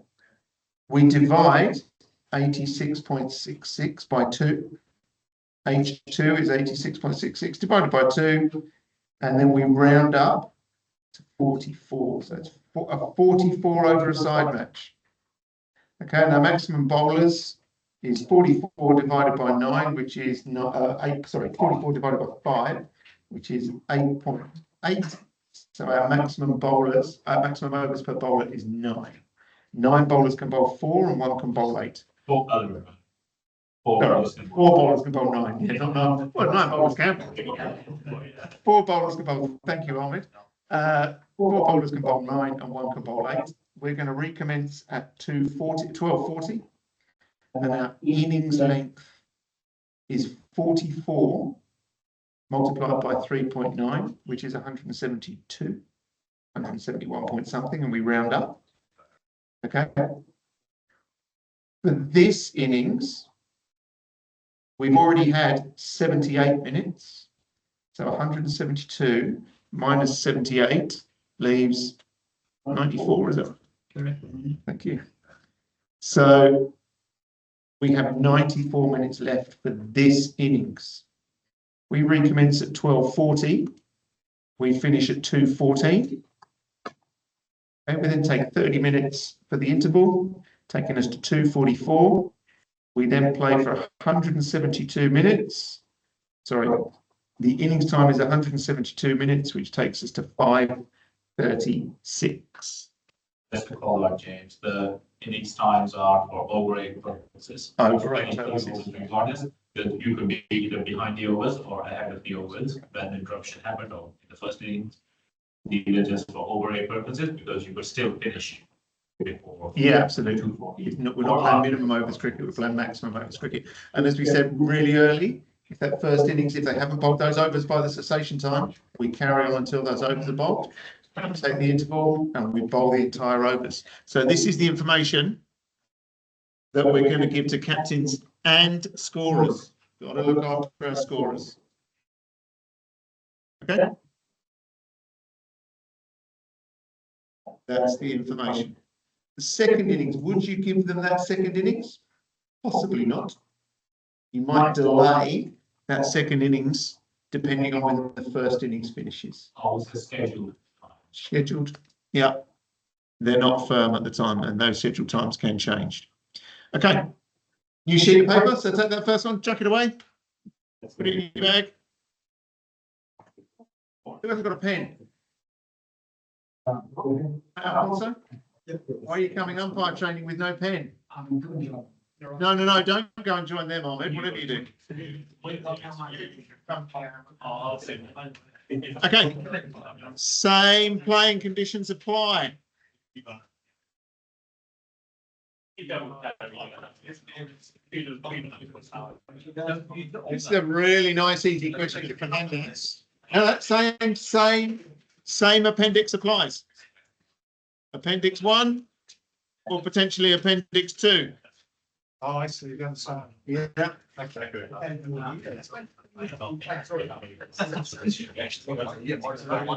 Okay, Marcus, he does not need any help. Come and sit with Lenny and Jamie for us. Finishes at 1:26. The restart time In fact, Jared, can you come and sit with Lenny and Jamie? is 1:56. Okay. Hey, you're talking to me? Right on. Yeah. First There's grade no 1 day interruptions, match, so it's just that's the our normal appendix. schedule code. Appendix again, I thought I'd save my photocopy time. The first innings finishes at 1:26. Okay, so they're well ahead of their times. Well ahead of their time. Their scheduled time is 1:45. Okay. You might want to write that down. The innings time scheduled at the start is 10:30 until 1:45, and then 2:15 until 5:30. Those are your scheduled hours of play. Okay, who would like to answer that question? It's the break. 30 minutes. Izzy? Yeah. Question, what time is the restart? The break is like. Yeah. So Anybody think anything other than 1:56?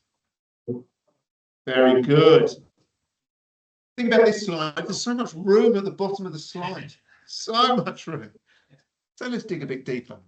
Okay, so we start at 1:56. Ah, can you believe it? At 11 minutes past 4, rain interrupts play with 31.5 overs bowled. Okay, and we're able to restart at 5:25. Again, my friends, just follow the bouncing ball. So second innings, it's a Durster. So disruption in the second innings. So here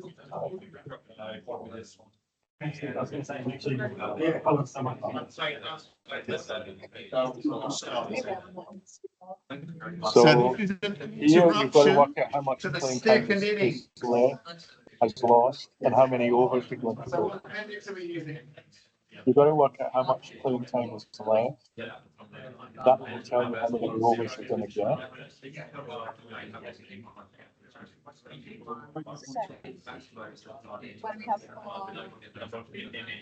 One's got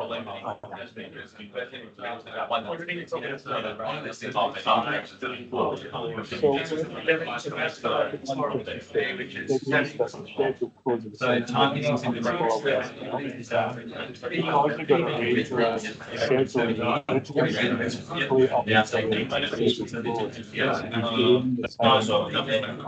the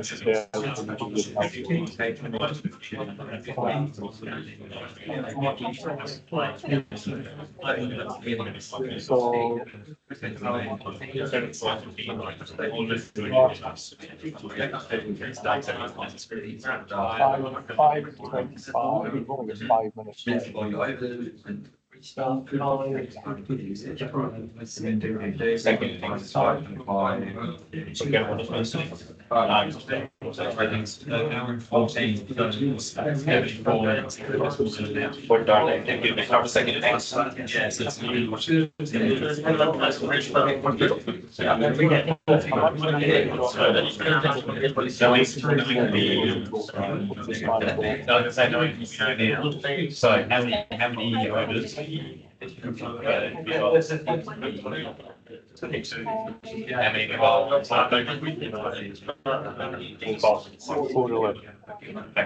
And then yeah. What's this? I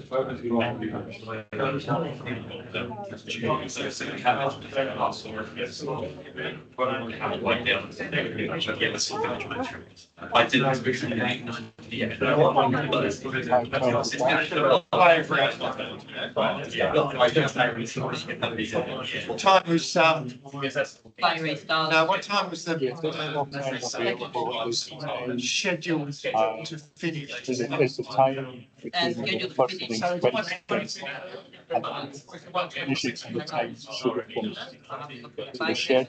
the actual close, the schedule close minus the actual close. Well, just have to finish at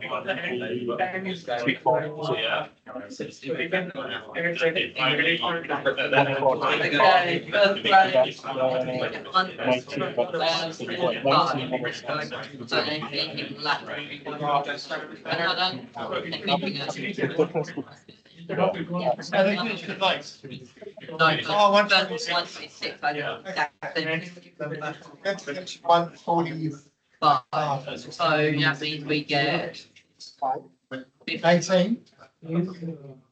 18? No. no 20. It's 1:25, it's 19. Yes, 19.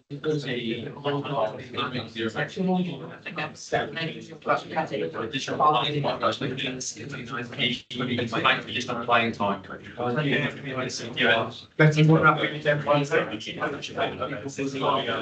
So, okay.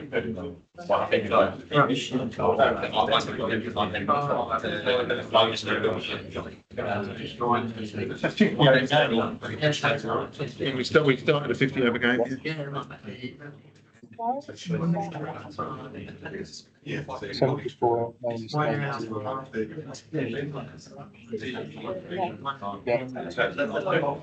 So you've got now, find out what the playing time is. Yeah, you're maximising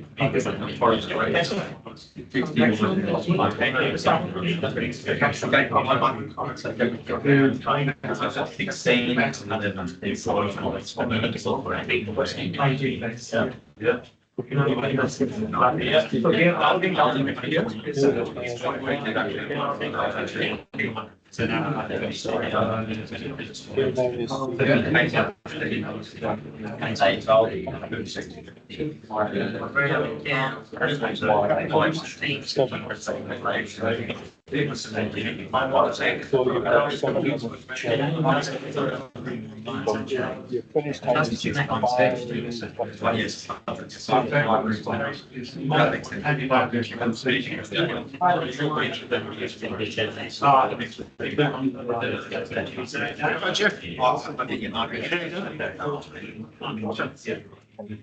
I believe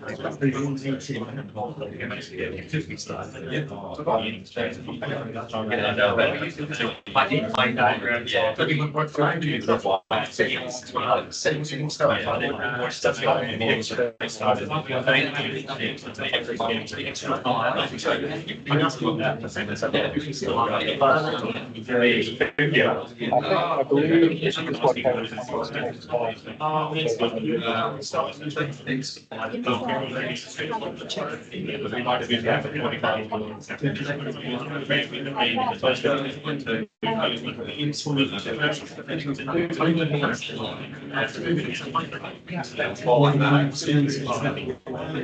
The original decision time would be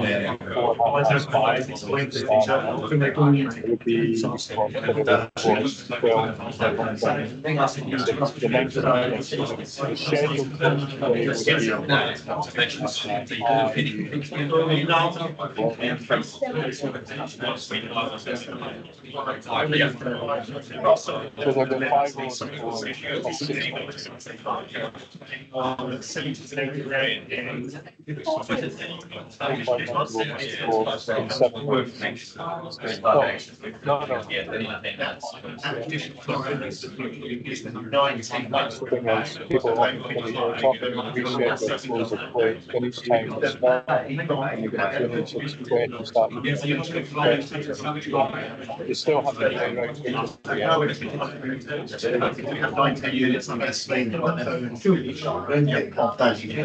So I've got negatives. I've got negatives.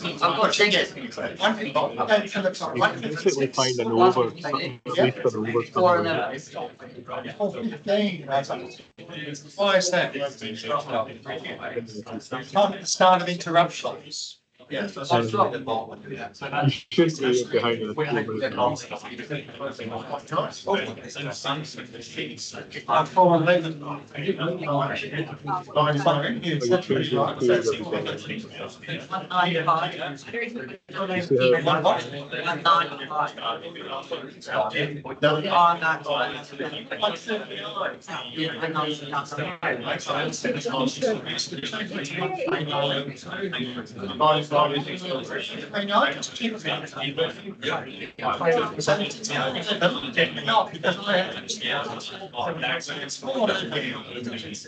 Minus 1. That's 120.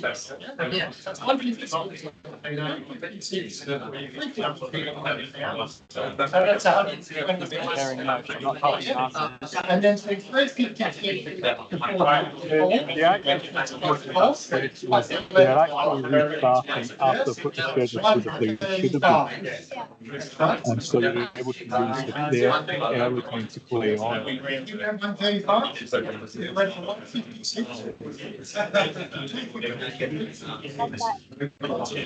What was it? Going up. 256. So 4 minutes before. 4 overs and 1 ball. Really were behind the time. So you have those 3. 35. So it's restart time. It's 5:25. They get the benefit of the extra time. As long as there's an interruption. They don't get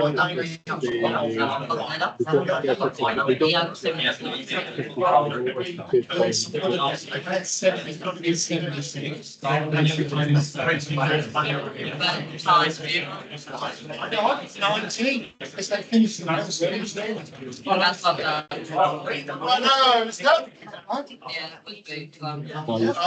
Okay, let's follow the bouncing ball, my friends. So, we've started the second innings and the delay has come during the second innings. So what appendix are we using? 2. Absolutely right. So let's follow the bouncing ball. What time did that inning start? We're on about the second inning, so 1:56. Correct. Time of the interruptions was 4:11. Yeah. The time the innings was in progress was therefore 135 minutes. Very good. Our restart time that we have here, 5:25. Therefore, from 4:11 to 5:25, the length of our interruption is how many minutes? 74. We're on 5. Okay. But what's that up there, Matt?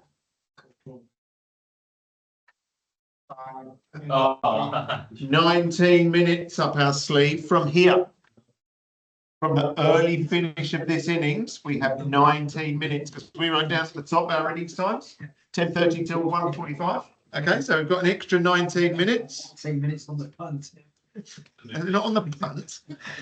Right, so our playing time lost, our actual playing time lost is 74 minus 19, which is 55. Okay. Maximum overs at the start was 50, 3.9 minutes per over. So our actual overs lost is 55 divided by 3.9, which is 14.2. Rounded down. So we are taking 14 overs off. So our adjusted over length of innings is 50 minus 14, which is 36. 36 times 3.9 rounded up is 141 minutes. And we're restarting at 5:25. So we've had 141 minutes, okay? But they've already had 135. So they've got 6 minutes left to get from 31.5 to 36. Good luck, my friends. They may have a load of time allowances. They might just have a load of time allowances. They might not. Okay? And then... Yeah, correct. So that's the information we're going to give the captains and the scorers, including get a wriggle on. Okay.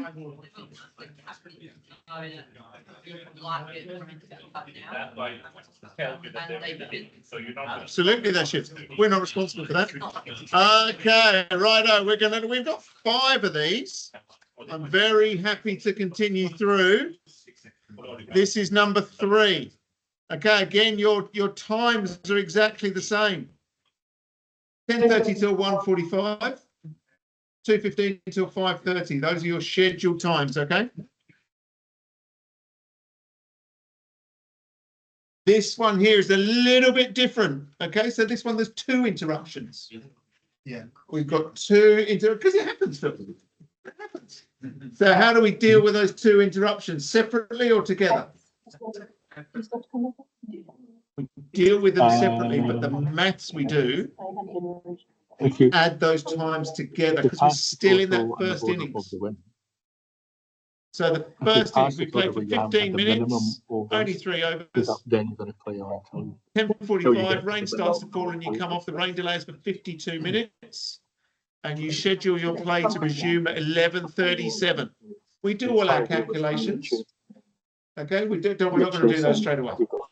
We do those calculations. We play for 15 more minutes and only 3 more overs are bowled. And then at 11:52, you come off again, but just for 9 minutes. And you schedule play to resume at 12:01. Right, so say your target is 36 after 5, that's the target. You bowl 3 overs, and the rain comes down and you have to come off. But at that point... So when we do these calculations, which innings are we in? You First innings, so which appendix are we going to use? 1. Okay, but when we're in our second calculation, in our second interruption, the right side in. The innings has been in progress for 15 minutes and 15 minutes. So it's been in progress for 30 minutes. Okay, this is when we're doing our second calculation. The playing time lost is 52 minutes and 9 minutes. So 61 minutes. In the entire day, we've lost 60. Sorry? So you're not more than just a hat to down my head, you know. It's saying the entire day we've lost 61 minutes. And why is that good news? Why is 61 minutes good news? 10 minutes, absolutely. So when we're doing these calculations with multiple interruptions to the first innings, we add them together. That makes sense? When we do the first one, you'll want to do say, the- right, we've lost.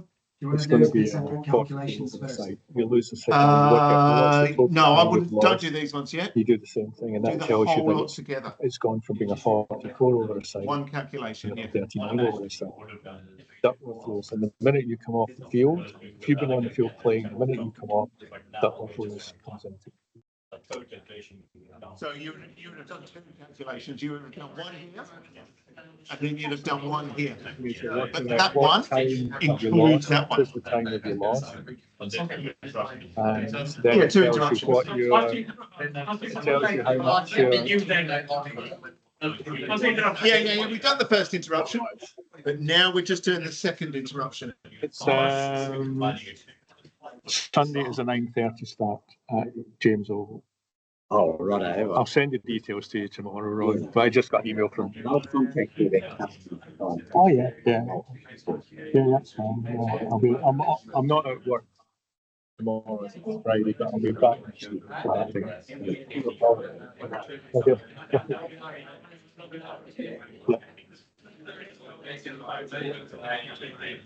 go right to the left of the stairs. Ladies and gents, it's now 8:35. If anybody needs to leave, please do so. If anybody needs to go offline, please do so. 3 things before you leave. You may leave at any time. This is not forcing you to stay. 3 things. Number 1, pray for good weather. Pray for good weather.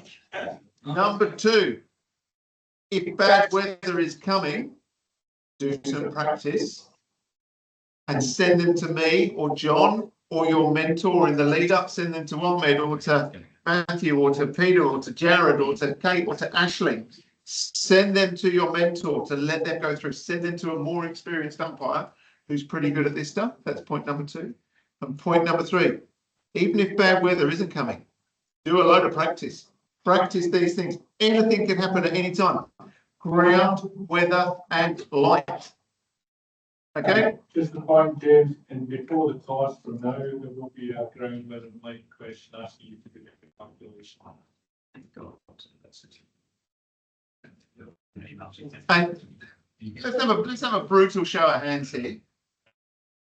Who reads, understands, really takes 3 minutes, 4 minutes out of their week to read before the toss?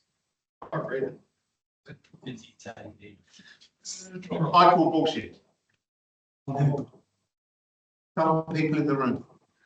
Some people in the room. The questions that we get are clearly before the toss. Please read before the toss. Very important information. The fact that you've turned up this evening is an indication that you do read it and you come to training. And you people online, okay? You are the ones that are going to be doing the right thing with your ground weather and light calculations, etc., etc. Okay, and that will be go. Of course I do. Of course.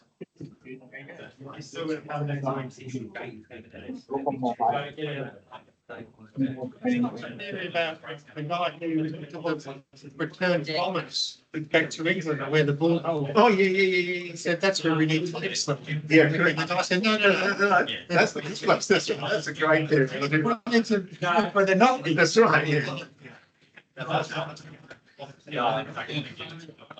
How have you seen that? Have you done that one yourself? I've seen it. They see it. Okay, no, I've seen a full recently.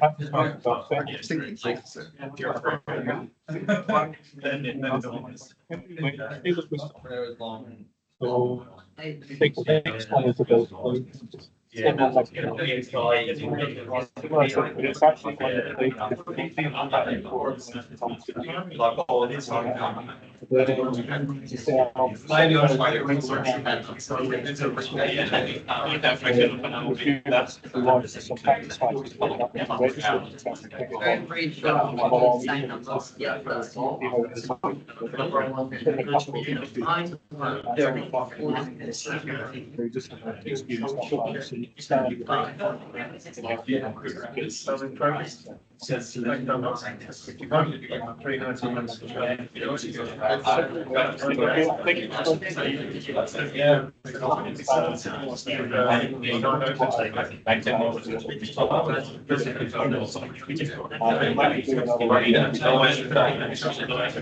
So we made 182, and then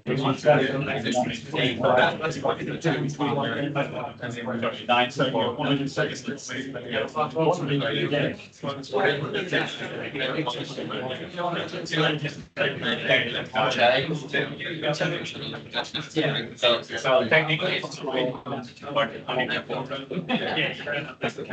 you look at this, the like this is a perfect example, 24 hours. You divide by 5, get 8.8. So what's it? You see that for that divided by 1.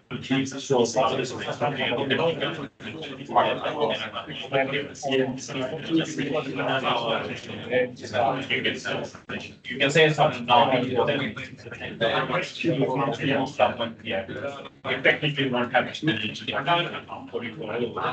So you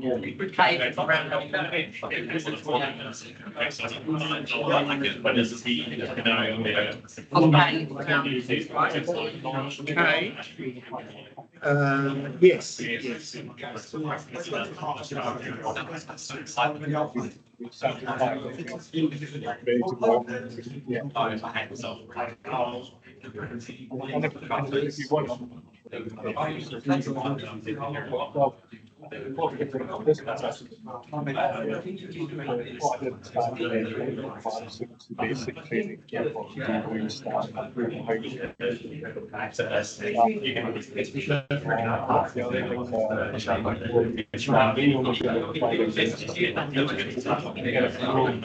Nothing wrong, but I just. When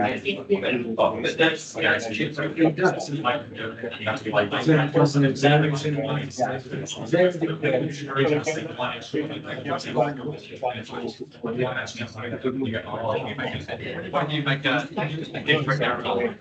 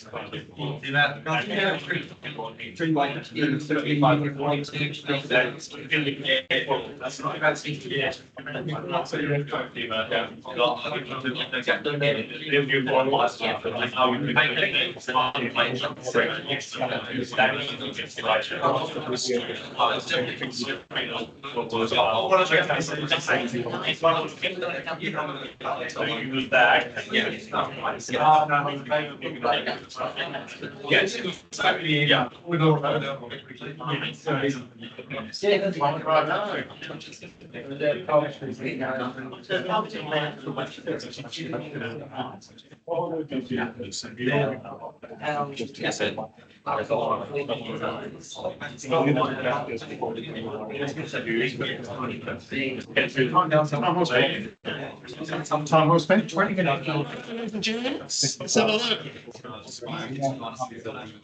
See you later, Dixie. Take care, mate. Nice to see you. Okay, ladies and gents, looking this way. What is the answer to our question? What is E? I've got an idea. What done is E is 10. Yeah, 10, correct. What is F? Yeah, very good. Anybody get anything other than 51? Pick the umpire specific. What is L? Something that's going to support. 222. Anybody get 222, 223? Who'll give me There's only so 224? much in this. I'm not doing anything. So much on the bottom, yeah. Okay. Two. That one, you round to 171, I think, don't you? Yeah, 170. Yeah. Sorry, no, you round from 171 up to 172. 172, yeah. Yep, so it's 223, Give me the 1201. basics. You should The be able innings to- ends at 223. And then what about, We can play with what you- Yeah.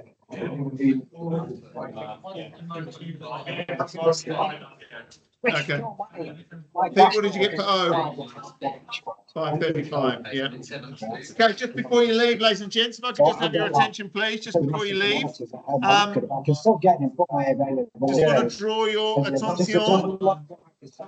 to the following. You didn't. Okay, No, you should be. okay, not these. The same thing. And this is the sort of thing that we're going to provide to our captains. So take some paper with you and literally get a blank sheet of paper. And it's that. What you call I've got my doubles and labels. That's what I'll do. I One printed out. It's Thanks to awaiting score as umpire. Oh, bring it on. Sticking wasn't very good. I should have gone to Michael. But you should see most of the sometimes it does. Right, the same thing. This probably sometimes. Restart time, innings ends. This information, power plays, very, very important. Okay, getting those power plays in. And Yeah. So. who's your favourite state umpire coach? Yeah. Oh, you've only got 6. So if we delay the start of the match, if the start of the match is delayed, and these were circulated last year, circulated in before the toss, sent out in particular, who printed them out? One person. So these are delayed start worksheets. So the women's one-day competition this year, women's A grade, 50 overs, that should say 9:30. I'll change that. So if we start at 9:30, those are the details. All everything done for you. Absolutely, Steve. Don't worry, I'll send it out. Have you changed them already? I've changed some of them. Yeah, but I've still got a couple more to do. So if we start at 9:53, if we start at 10:08, if we start at 10:24, these are our overs. So 47, 50, 45, 43. There you go. From 10:24, if we start 10 minutes later, we get 2 extra overs in because in the women's competition this year, they have a 40-minute interval. But if it's produced by more than an hour, so if you lose more than an hour, it goes down to 20 minutes. So you have 20 minutes in there, all done for you. There's one of these for women's A grade. There's one for women's B grade. There's one for men's A and B grade. There's one for men's 3rd and 4th grade. And there's one for all the T20 competitions with various start times on it.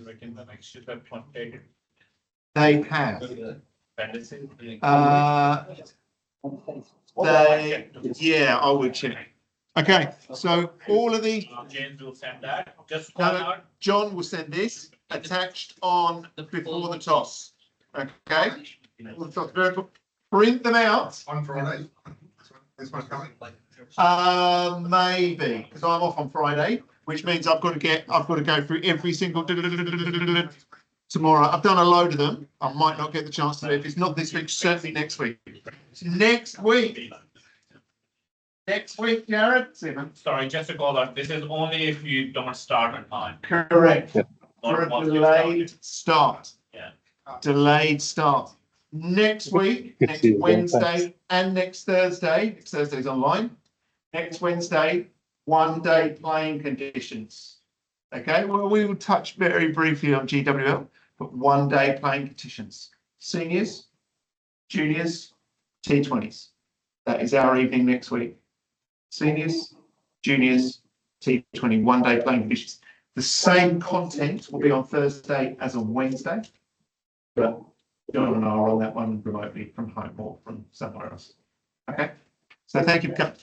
This is valuable. This is what separates our, he's a good umpire, from our very, very good umpires. Our really, really good umpires, our very best umpires. Okay.